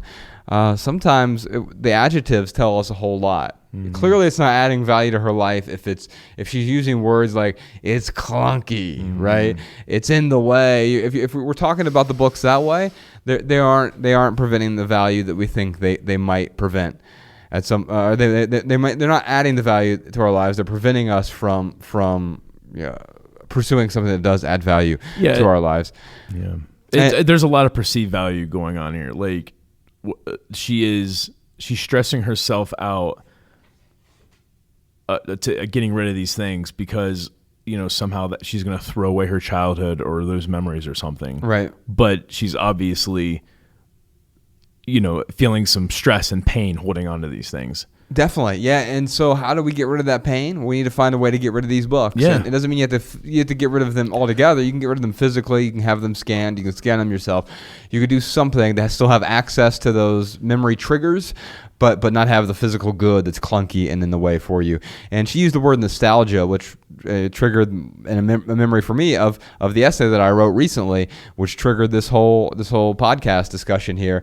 And so I'm going to read this real quick. It's called "Nostalgia is Dangerous." And now people had an adverse reaction to that. When I to me it seemed fairly benign to say nostalgia is dangerous. That's like saying a knife is dangerous. Right. A knife is dangerous. Yeah. It doesn't mean that it is only dangerous. It means that it can be dangerous if it's employed inappropriately. Right. So let's read this essay real quick. It's a pretty short one. You can find this at theminimalists.com/nostalgia. When I traveled back to Dayton, Ohio last month on a quick break from tour, I felt revived by waves of nostalgia as I maneuvered through my hometown.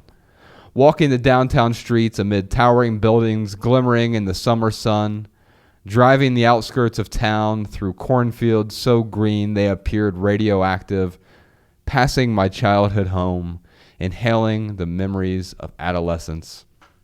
But there's a problem with nostalgia. It tells only half-truths, and thus the full truth isn't as fragrant as my wistful remembrance. Most of those skyscrapers are abandoned. The cornfields are subsumed by cookie-cutter suburbia, and the house that raised me is boarded up after decades of disrepair. Nostalgia is a rose-colored rear view. Not only does it falsely represent the past, keeping us clinging to a two-dimensional version of life that didn't actually exist, it dampens the present and clouds the future.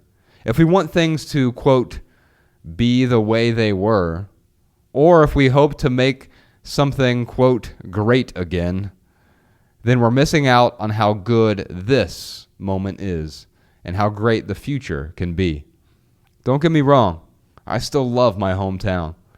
Not for what it used to be, but for what it is right now and for what the future holds. And I think that's an important thing, right? Like, when I think back to my childhood, when I first was back in Dayton for those couple days, I did feel like, oh, it's this wave of nostalgia. But like I said in the essay, it's kind of this two-dimensional view because my childhood was actually pretty shitty. Right. And you forget about that, and it carries forward only the things that we remember as good.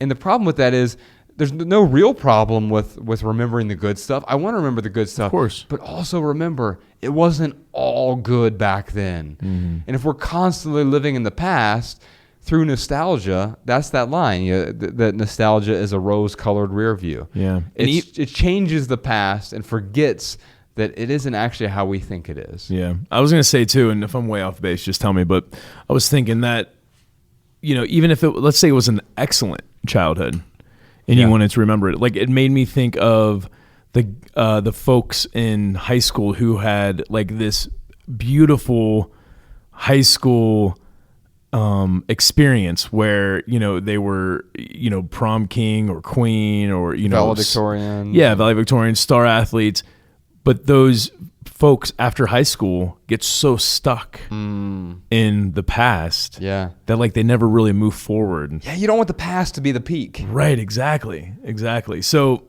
so even for people out there who had these amazing childhoods, that's great, and you do want to remember that, but yeah, don't let that be the peak. That's a great way of saying it. I mean, when it comes to these yearbooks, Brandy, man, what is it that you really want to hold on to? Because you don't want to hold on to every single page of that yearbook. Is it just the page that you're on and that some of your friends are on? Is it the page, in the beginning where, I don't know if you did this with your yearbook. I did this in elementary school. I don't think I ever got a yearbook after elementary school because you had to start paying for them. Oh, right. But you would bring it around to your classmates and they would write like, "Oh, have a great summer," signed whoever. Yeah. And so like maybe that's one of the reasons why, because it has these notes from her friends. Sure. So like what parts of the yearbook really make you feel nostalgic, and how can you hang on to just those parts and get rid of the rest of it, essentially? Yeah, I think scanning is a great way to do it. I think so too. And by the way, that also keeps you from losing them if you really do want to hold on to them, because it's inevitable. Something can happen to them. Mm-hmm. Or she can cut out the pages and make a collage and like do a nostalgic, make it useful yearbook, and functional. Yeah, make it art. Totally. Yeah, there's a lot of ways, but there's obviously something that needs to change, Brandy. So however you decide to make those changes, great. We support you. Brandy, I'm going to give you a copy of our book, Everything That Remains. It's my favorite thing that we've ever created. It's a memoir about the 5-year transition of me and Ryan being these suit and tie corporate guys, but then letting go of everything, becoming minimalists. And Sean, if you could reach out to her, either give her the book, the ebook version, or it's also on audiobook on Audible as well. If she wants the audiobook version. I didn't find a good way to. I was hoping to use this example in one of these questions. In the lightning round, I'm definitely not going to be able to plug it in, but I'll say one of the best. Just speaking towards nostalgia in general, one of the best ways to avoid hanging on to a lot of clutter for nostalgic reasons is to not bring it into your house. Yes. And I'll tell you, when we were in Germany, dude, the nostalgia that I felt through my grandma. Nostalgia by proxy. Nostalgia by proxy. Yeah, man. That's a terrible band name. That I was very tempted, man, to hang on. Like, we went to the souvenir shop. I wanted to buy a Stein. I wanted to get... Was it Ben Stein? Yes. I wanted to buy a Stein. I wanted to get like a magnet. I mean, I haven't desired to have a magnet. I can't even tell you one, but like I saw a magnet, I was like, oh, that'd be cool. And I'm like, no, dude, like it's great, and you can appreciate this moment. Yeah. I don't have to have a magnet to remind me of Landshut, Germany. Man, you're mentioning magnets right now, and the guy from Nightline, Jake, he was asking, was there anything you had to compromise on when joining houses together? I'm like, I freaking hate refrigerator magnets. Like, I hate having magnets on the fridge. And Bex doesn't mind it. She didn't have a bunch when we first met, but she probably had close to a dozen. Sure. And what we did is magnets. we settled on one. We have one. It's a Squatch. A Squatch. Yeah, Sasquatch for those of you not in the Pacific Northwest.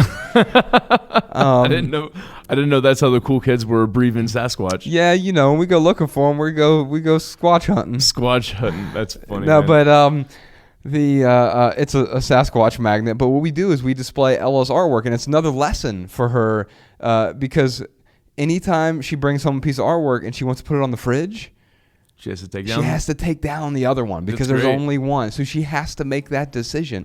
And she knows that if that one that she brought home is going up on the fridge, she has to get rid of the other one. And she has to go through the process of letting it go. Yeah. Yeah. So like I was faced with like really like a lot of impulses to buy souvenirs, and I don't buy souvenirs, man. And I'll tell you, so while we were in Landshut, Germany, they have this parade, this festival once every 4 years, and it's basically like the reenactment of one of the princesses marrying like a duke or something, but it's like a medieval festival essentially. So if you've ever been to like the Renaissance fair in I don't know what it's Waynesville, Ohio, I think is where that is. Yeah.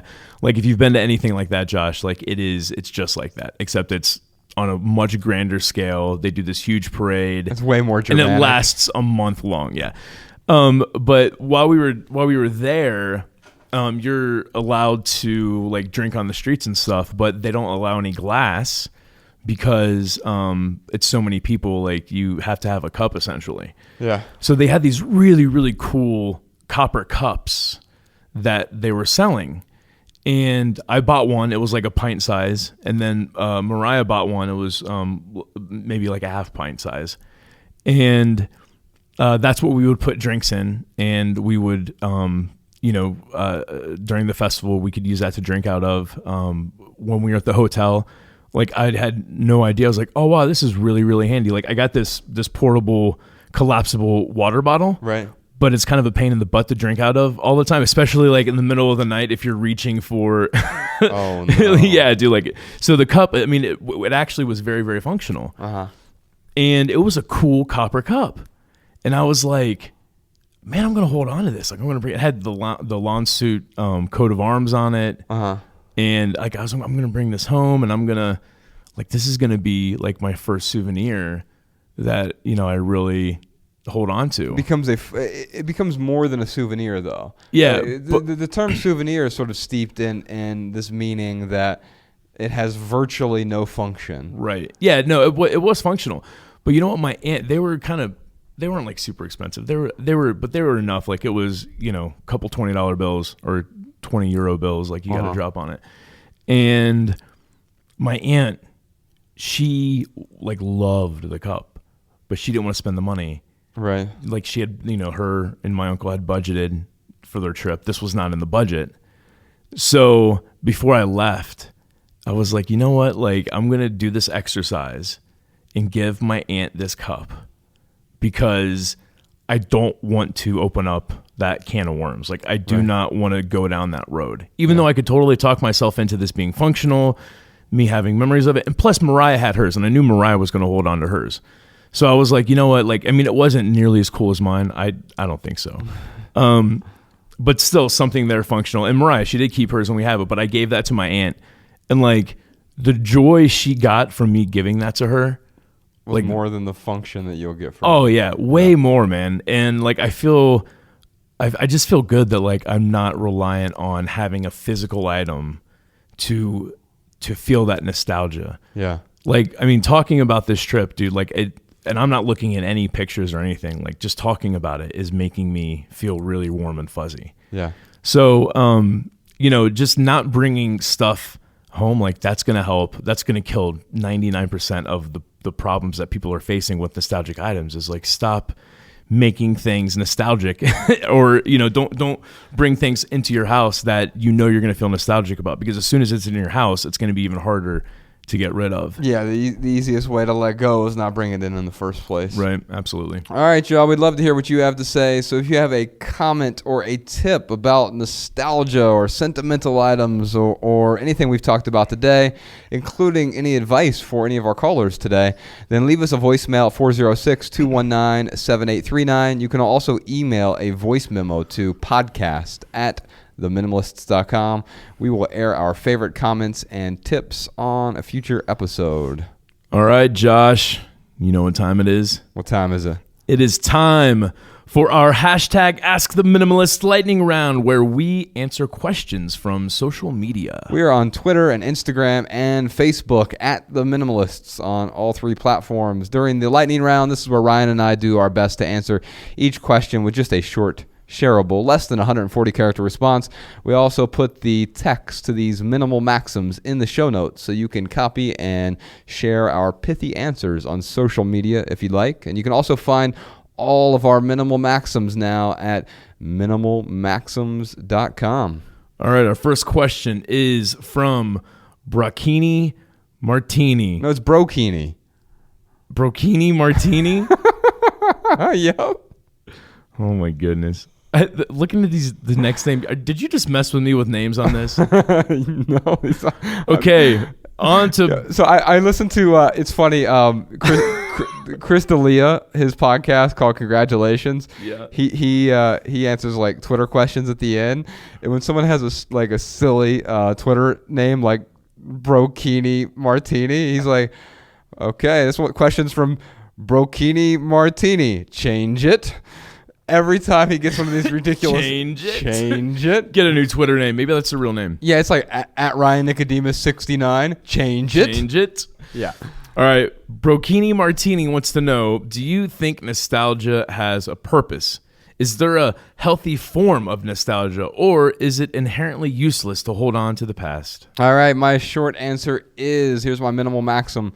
Many things are both useful and dangerous. An automobile is useful.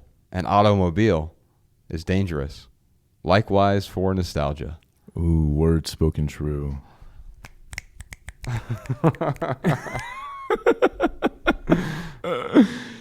My short answer is memories exist with or without a physical item in hand. Don't use nostalgia as an excuse to hoard. So good. Our next question is from, are you sure you're not messing with me on names? Irduena. Change it. I'm just kidding. That's her actual name. I know. I'm joking. It's a very beautiful name. I am just projecting that I cannot pronounce their name correctly. It's like in Germany. Uh-huh. My Oma and Opa and my aunt and uncle, they're staying with my Oma's friend. He's like the master yodeler in town. Oh, I didn't even tell you about that. He gave us like our own personal. He has a recording studio in the basement. Uh-huh. You can find him on iTunes. Actually, I'll save that for the recommended section. Oh my goodness. I'll recommend it because it is great. What I realized about yodeling, especially because it's in German, like I can totally just like zone out, and it's like pleasant music to listen to, and Really? I can't It's really make out the words. pleasant? I love it, dude. Yeah. Okay. I don't know. Maybe that's just like the German that I have in me, or maybe it does feel nostalgic too. But anyway, his name was Richard Brendel, and his name's not Richard though. It's like Richard. Like it's like I can't pronounce it the way that they like pronounce a it in Romance German. language. Yeah, but I found that a lot with a lot of German names. Like the guy at the hotel's name was Stefan, but that is not how he was. Like, just call me Stefan. But he, like the way he was saying it, couldn't pronounce it. So you couldn't manipulate. yes, manipulate your no tongue offense correctly. to Irduena. I am just, like I said, projecting my insecurity that I can't. Well, what's her pronounce names. question? Oh yeah, she did have a question. She said, "I would #ask the minimalists how they interpret the impact of nostalgia on historical awareness and how minimalism might change that in the future." Well, my answer is a line from the essay that I read about nostalgia is dangerous, and it's a short line. It was my favorite line from that essay. Nostalgia is a rose-colored rear view, and if I were to just expand on that briefly, I would just say that when we look backward, we need to make sure we're taking full account of the past. So nostalgia is different from history. Yeah, right? and make sure you're not looking backward as you're walking forward. Oh my gosh, is that your maxim? What's your answer? My answer is the past shapes our present, but does not ever equal our future. Yeah, I think it's true. It can be a good indicator of the future, but it doesn't equal the future. We don't have to succumb to the past when we're planning our future. All right, David, change it. Just kidding, David. It's a lovely name. David writes in, does nostalgia have a place in today's world? Well, my answer, this sounds like a tautology, but I think it's true. Everything in today's world has a place in today's world. The question then is, what will we choose to be nostalgic for in tomorrow's world? Stop it. All right, I'll stop. I'll stop snapping into the microphone. I don't, I mean, I agree with you because you're my best friend. But I think there are some things in today's world that there are not places for, but I just meant literally. No, yeah, everything in today's world literally has a place in today's world. but his question was more about like, no, absolutely, like should it be here, and that's a different question. Yeah, definitely. Okay, my short answer is this. Let me start over. My short answer is this. Yes. Nostalgia can make us feel warm and fuzzy. When one feels stressed over the nostalgic items they hold on to, it's time to let go. Yeah, I mean, I think that's important. When you look back and you're like, these things aren't adding any value to my life whatsoever. Mm-hmm. They're stressing me out, but they're supposed to make me feel good, and they're doing the opposite. Man, that is a key indicator that I should head for the hills. Get rid of this stuff. Yes, absolutely. All right, y'all. Well, you know what? It's time for our added value portion of the show. This is where we each recommend something that has added value to our lives recently. And I've got a few things. I know I'm late to the game on this, but we haven't recorded a podcast together in studio in a while. Jay-Z's new album, 444. Oh, yeah, it's good. Man, it is so... It's like what I hoped he would do with his last album. It's like grown up and introspective, and it's critiquing his past life in a way that it's sort of the opposite of nostalgia, where he's looking back and saying, man, here are the things I messed up with, and he's critiquing the sort of cultural trends. When you see people talking on their money phones on Instagram or whatever, and he's sort of critiquing the vapidity of consumer culture, which he fully acknowledges that he was a part of. And he talks about investing in the future and different ways to invest. And man, I found that it was like grown up, mature hip hop that I had not heard before certainly from Jay-Z. It was still Jay-Z, but it was also a beautiful album. It was the first time he used one producer on the entire album. This is his 13th studio album. He used the same producer on every track of the album, and that added this cohesion that you wouldn't otherwise experience. It didn't have any like standout hit singles or anything like that. It was an album that was meant to actually be an album. And I'm an album kind of guy. I don't like listening to singles. I like listening to a cohesive body of work and appreciating that for what it was. And man, he did a great job. And also, by the way, he acknowledges cheating on his wife and does a whole song apologizing and to Beyonce. And I thought it was really powerful, man. And it was almost like a response to her, and it wasn't a cop out. It was owning up to indiscretions and just terrible behaviors from yesteryear, and not wanting the future to be like the past. So it was the opposite of nostalgia. He wanted his future to be better than his past. Yeah. And I mean, think if you take anything from this episode, it's not wanting the future to be like the past. It's wanting the future to be better than the past. And aspiring to have a better future. Ryan's getting ready to start snapping. A couple other recommendations real quick. I binge watched last month a TV show called Billions. Have you heard of this show? Billions? Yeah, Billions. No. It's sort of like The Sopranos if Tony Soprano was a Wall Street guy, where like the bad guy is the good guy of the show. Like he becomes the protagonist, even though in real life he's the antagonist. Anyway, it's called Billions, and I binge watched the first 2 seasons, and there are parts of it where the writing is so like overwrought, and like it would make a really good novel, but it doesn't work perfectly in a TV show. But for some reason, I loved it because the dialogue was so over the top. Yeah. There was something I loved about these like little pithy lines that you and I would never say to each other, because it takes a whole team of writers to craft a line as clever as that. But there was something I loved about it in the show, and something I loved about the aesthetics of the show as well. And there was also this dynamic between the two main characters. One the good guy is played by Paul Giamatti, and the bad guy is named Axelrod. He and his firm is called Axe Capital. But anyway, there's this dynamic, this tension between the two of them. It's really great, and it's a great show. An app I have to recommend to you specifically, Ryan, but I will recommend this to anyone so far. I've been using it for over a month, and it's called Robo Killer. And I think it charges a couple bucks a month to use it, but it kills robots. Oh my God. It's going to be really important. Do you have a problem with robots infesting your home? That's really important. Get the Robo Killer app. No, what it does is with the AI stuff on the uprise. Yeah, on the horizon. You know, this has nothing to do with this. It has to do with getting these damn automated calls from, "Hi, this is blah blah blah from Credit Services." No way, dude. In the last month, I have not had a single call because of the robot or the Robo Killer app.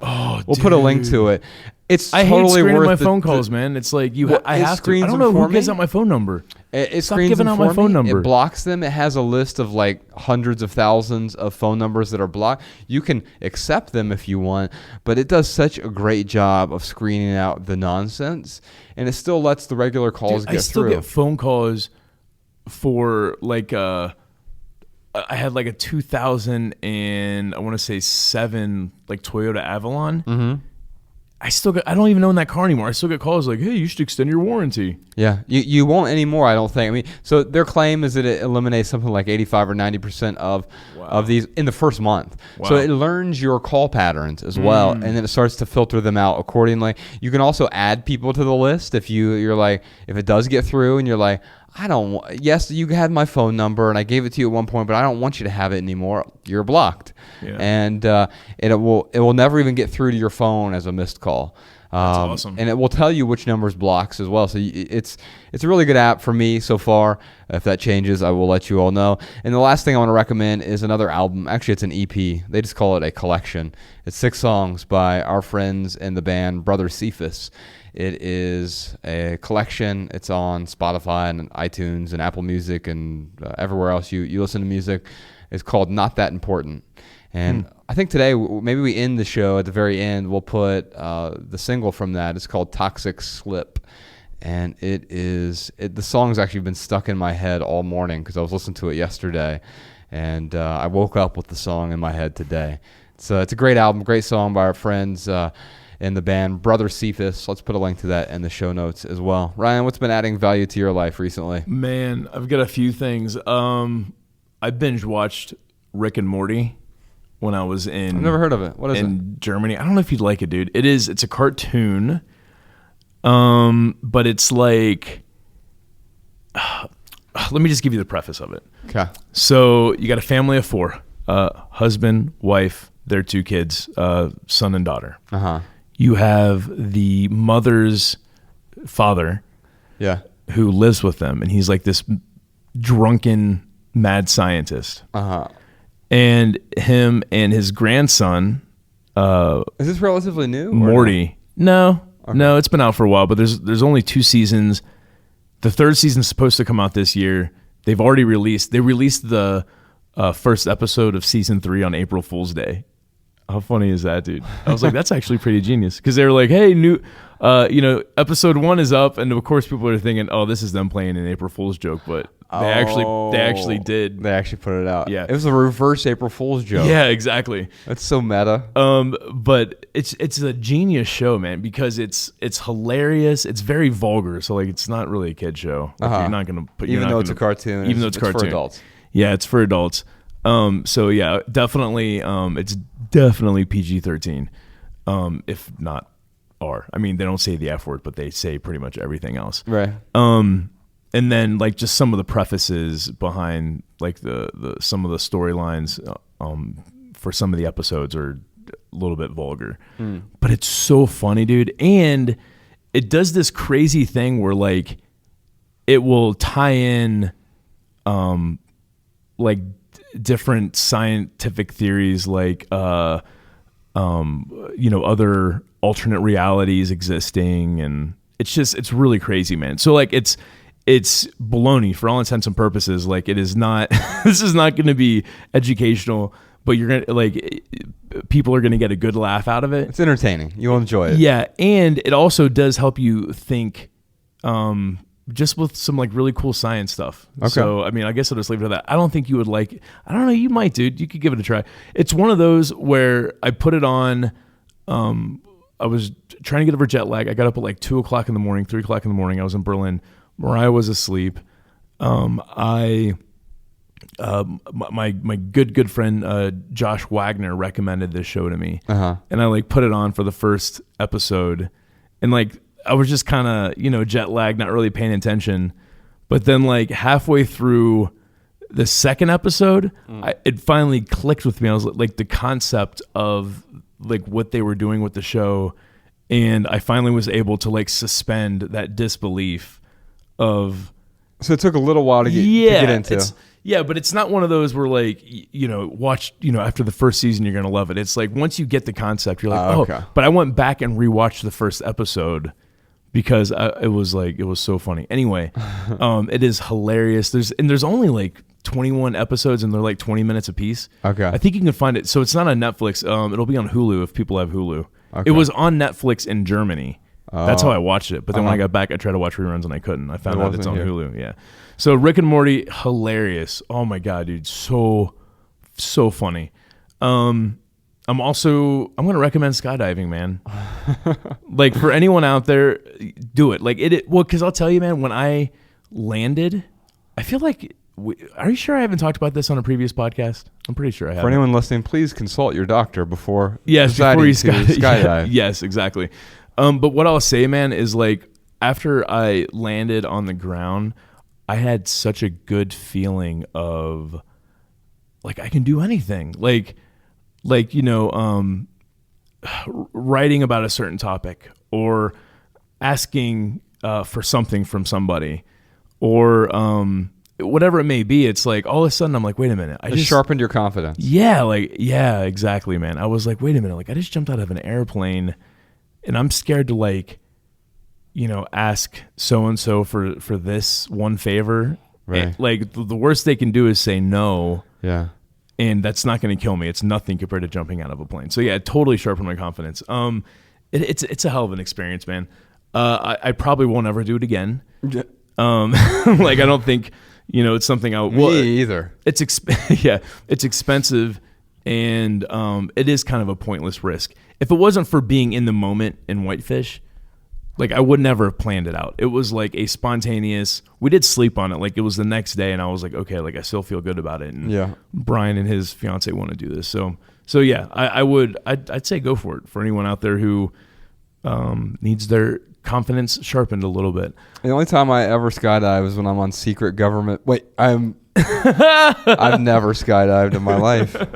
No, I know, man. And I would suggest you do it, but I know I'll never talk you into it, and that's okay, man. Yeah. No, seriously, my life insurance will not allow me to, so it's okay. Yeah. And then the other thing, we probably have recommended this on a previous podcast, but I've been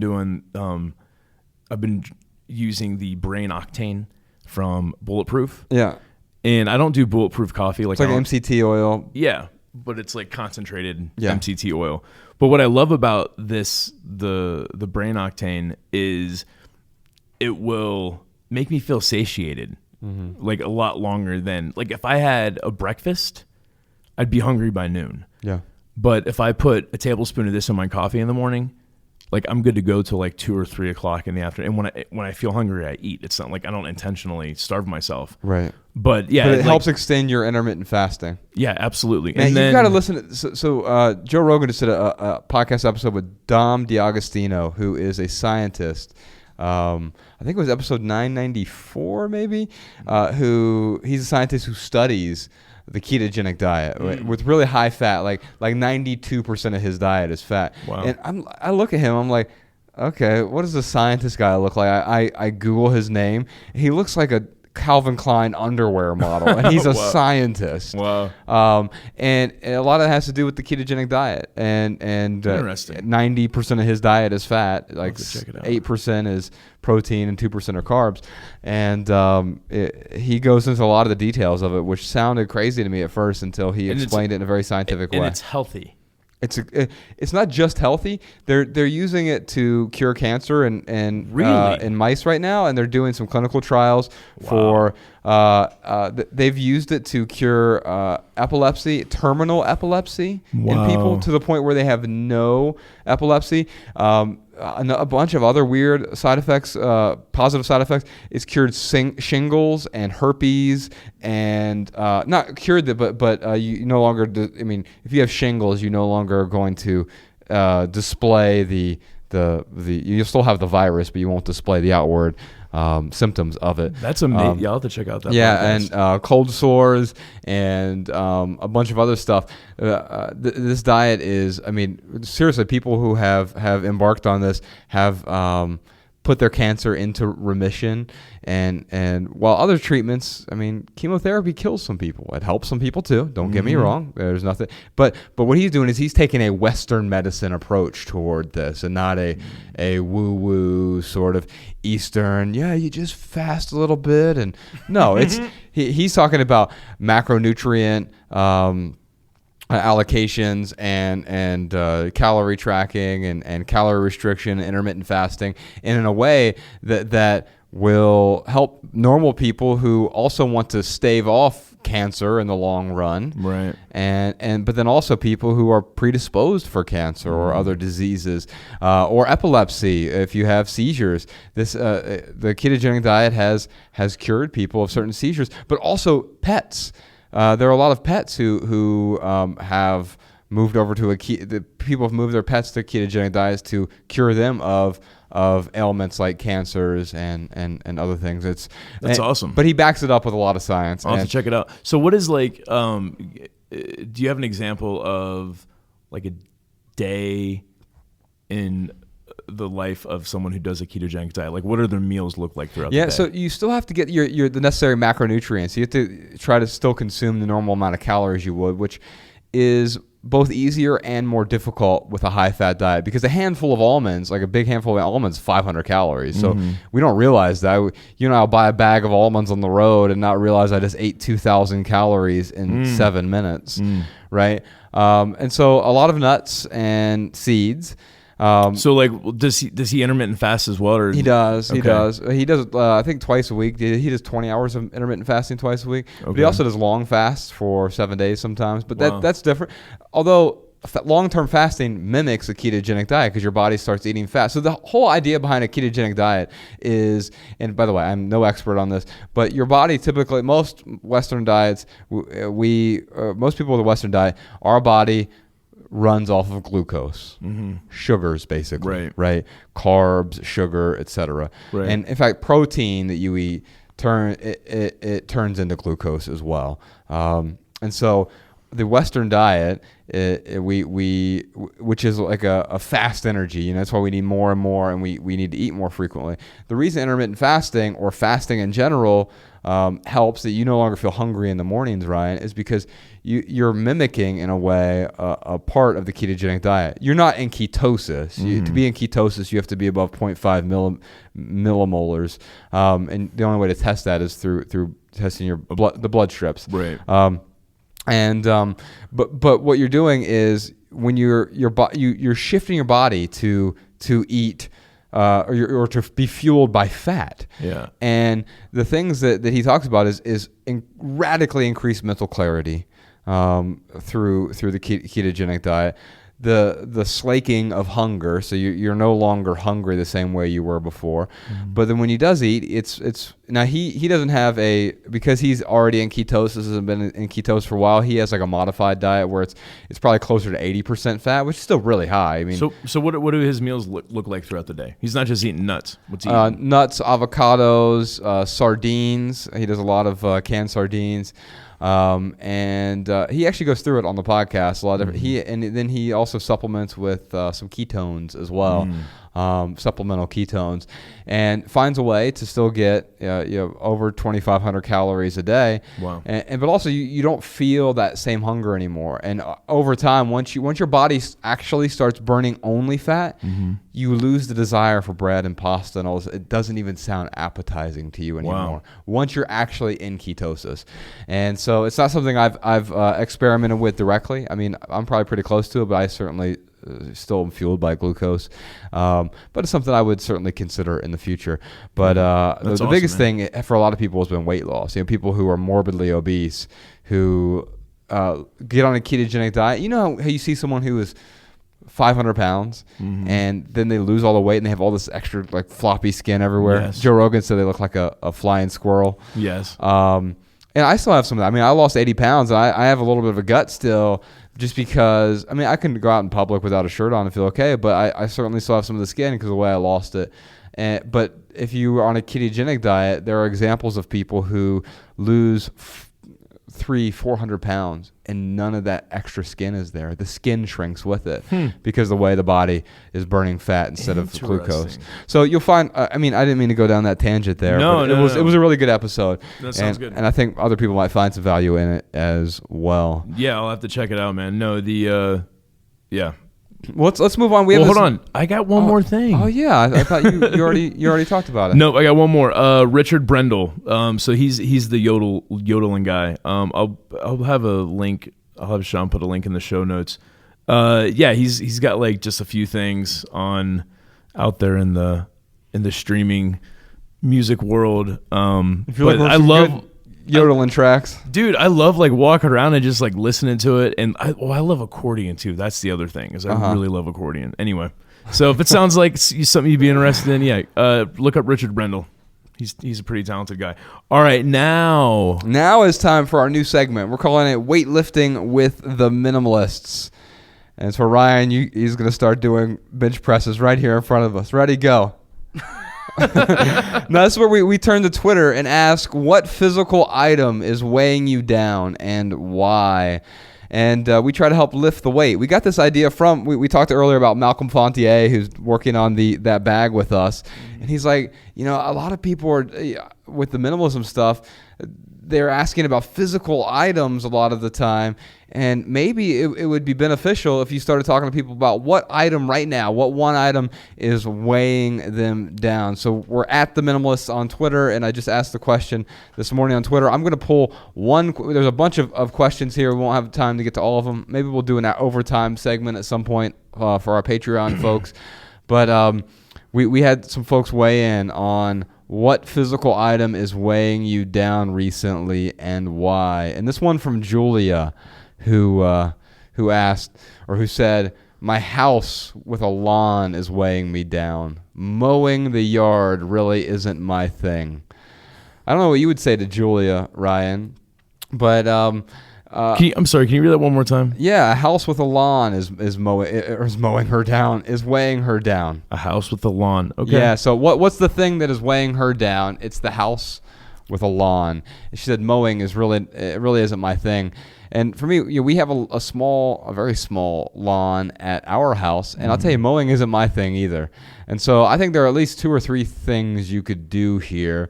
And I could tell you the 3 things that I would consider were I in your shoes. Number 1 is I would consider finding someone to pay to mow the lawn for me. Dude, that is actually surprisingly affordable. It really is. Because you get these guys with the, $80,000 60-inch zero radius turn lawnmowers. Right. Like I remember when Colin and I were living together in Missoula. Right. We had a pretty big yard to mow. Yeah. And we were paying someone like $30 a month. Yeah.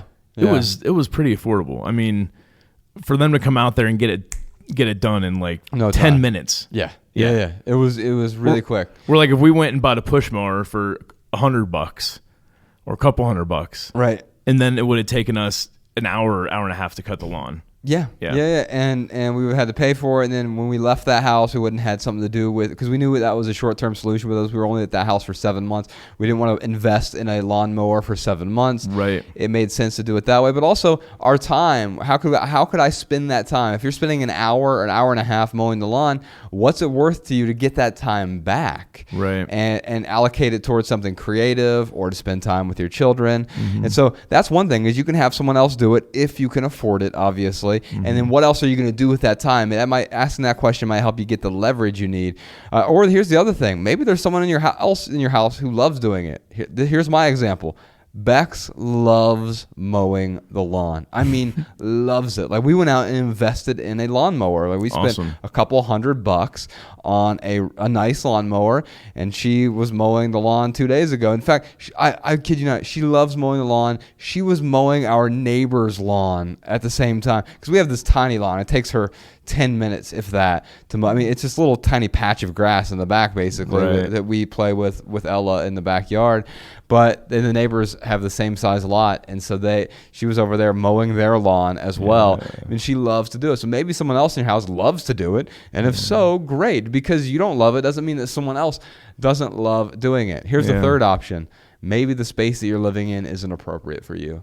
And Ryan, you live in a place you don't have to any yard work right now, and that's pretty awesome. You don't have to deal with it, right? Because there's no yard work whatsoever, or the little bit of landscaping in the apartment complex where you are, the condo complex that you're at, is done by the building, the association there. That they all take care of the little plants or whatever. You don't have to go water anything, and so maybe you need to live somewhere where someone else takes care of it for you. Yeah, that's some good advice. I don't think I would add anything to that. The only other thing maybe I was thinking, find like a neighbor kid that could use an extra $10, a month or whatever, and just offer, you could add value to someone else's life. Yeah, you sounds like you already have the lawnmower, so maybe you just have him come over and mow it. Yeah, dude, when I would have, I'm trying to think where I lived where like this would happen, like when I was married or whatever, but kids would come up like, hey, we're shoveling driveways for $10. I used to do that, man. My brother Jerome and we would make $100 on a weekend, and that was more money than we could ever spend when we were 12 years old. Yeah, and then for me to help out a little kid like that who's out there like trying to work, like it feels good to like give them $10 and absolutely. And then, oh, by the way, my driveway is shoveled now. Absolutely, man. So yeah, you could add some value to someone else's life that way. There are a bunch of other questions on here. We'll have to do a separate segment at some point over at Patreon. Also, you can hit us up on Twitter. Let us know what is weighing you down. We will help you lift the weight. Here's a funny one, Ryan, from Matt Diavella, the director of our documentary.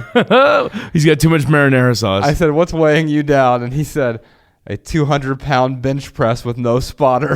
Man, I don't think that's true, man. I was just at the sauna with him a few days ago. I was out in L.A., and he's out in L.A. now. Matt can bench 200 pounds. Yeah, I felt like I was being attacked by his pecs. I felt like his pecs were judging me. That is great, man. Sorry, Matt Diavella. But anyway, you can hit us up at the Minimalists. Let us know what's weighing you down. We'll try to help you out over on the Twitters. All right, Ryan. All right. Well, you asked for them, so here they are. Here are some voicemail comments and tips from our listeners. Hi, this is Rob calling from Richmond, Virginia. I had a comment about some of the discussions you guys have had, not from any one particular podcast, regarding debt and credit cards. I agree with a lot of things you guys have said about how credit cards are really bad. Obviously, credit card debt is really, really bad with the incredible interest rates and all that. But one thing I wanted to point out that I haven't heard you guys discuss is the good side of using a credit card, such as the buyer protections, like where they extend your warranty, or if the product is stolen. For example, my dad recently rented a bike on vacation. It was stolen, and ordinarily if he paid with cash, he would have had to pay for the bike. Since he used his credit card, the credit card company covered it, and he was not, having to face a couple $100 to pay for this bike. Things like that, rewards, points where, if you're spending it on things that you can afford and you need, those points can be beneficial for travel, cash back, things like that. So I just thought that was interesting, something to point out. Hi, this is Tracy from New Jersey, and I'm responding to Amy's dilemma with the pictures that she had from the passing of her father. This happened to us a few years ago when my husband's parents both died within a short span of each other, and we took all of the pictures from their home in order to try to organize them for the family. What worked really well for us is I went through the pictures instead of him because I was more dispassionate about it. The pictures didn't hold a lot of memories for me, and I think he would have agonized over each and every photo. The first thing I did is I separated any photo that didn't have people in it, and I got rid of them. My in-laws loved taking pictures of landscapes and flowers and birds, and they were beautiful, but they had no meaning to us at all. I'm sure they gave my in-laws great pleasure, but they didn't hold any meaning for us, so those immediately went. The pictures that were left had people in them, and I sat down with my husband and I said, identify the people so I can write it on the back. And if he didn't know who the people were, the picture went. It obviously, again, held no meaning for him. There were a few that we reached out to his siblings and said, do you know who these people are? And if we could identify them, it went into the keep pile. Then finally we went to the keep pile and we looked for things that were similar. If there were 10 pictures from a party, 9 of them probably went.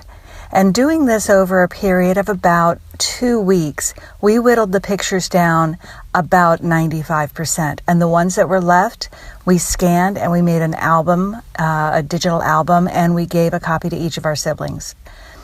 This worked really well.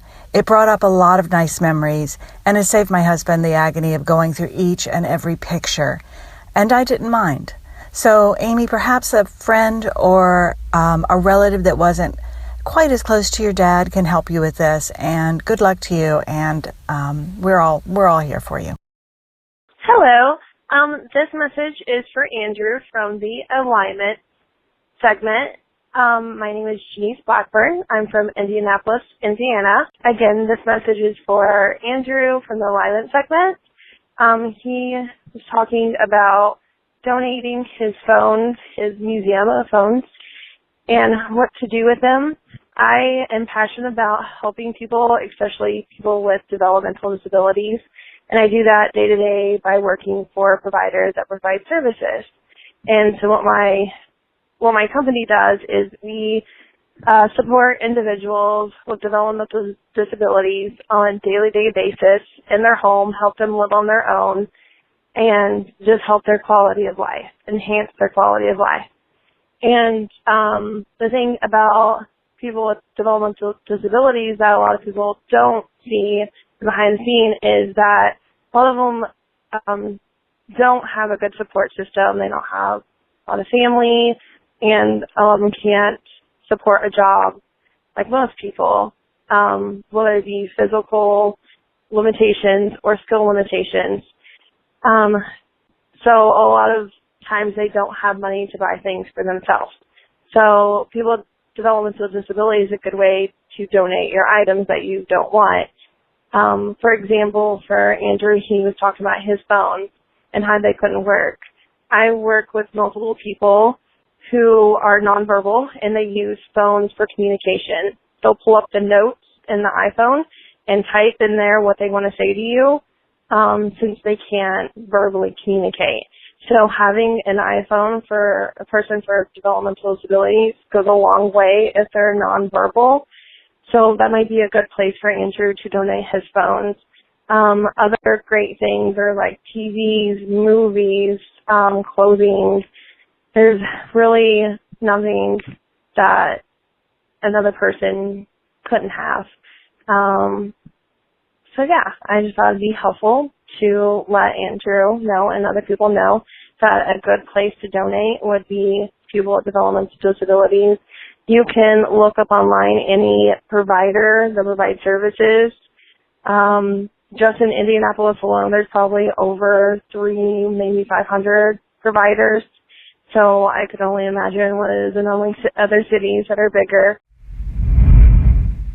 All right, y'all. That's it for this episode. If you have a question for the Minimalists, give us a call, 406-219-7839. You can also leave us a voice memo. You can email us, podcast@theminimalists.com. And if you leave here with just one message, we hope it's this. Love people and use things, because the opposite never works. Thanks for listening, y'all. We'll see you next time. Oh, yeah, and here is a song from Brother Cephas. It's called Toxic Slip from their new EP. It is called Not That Important.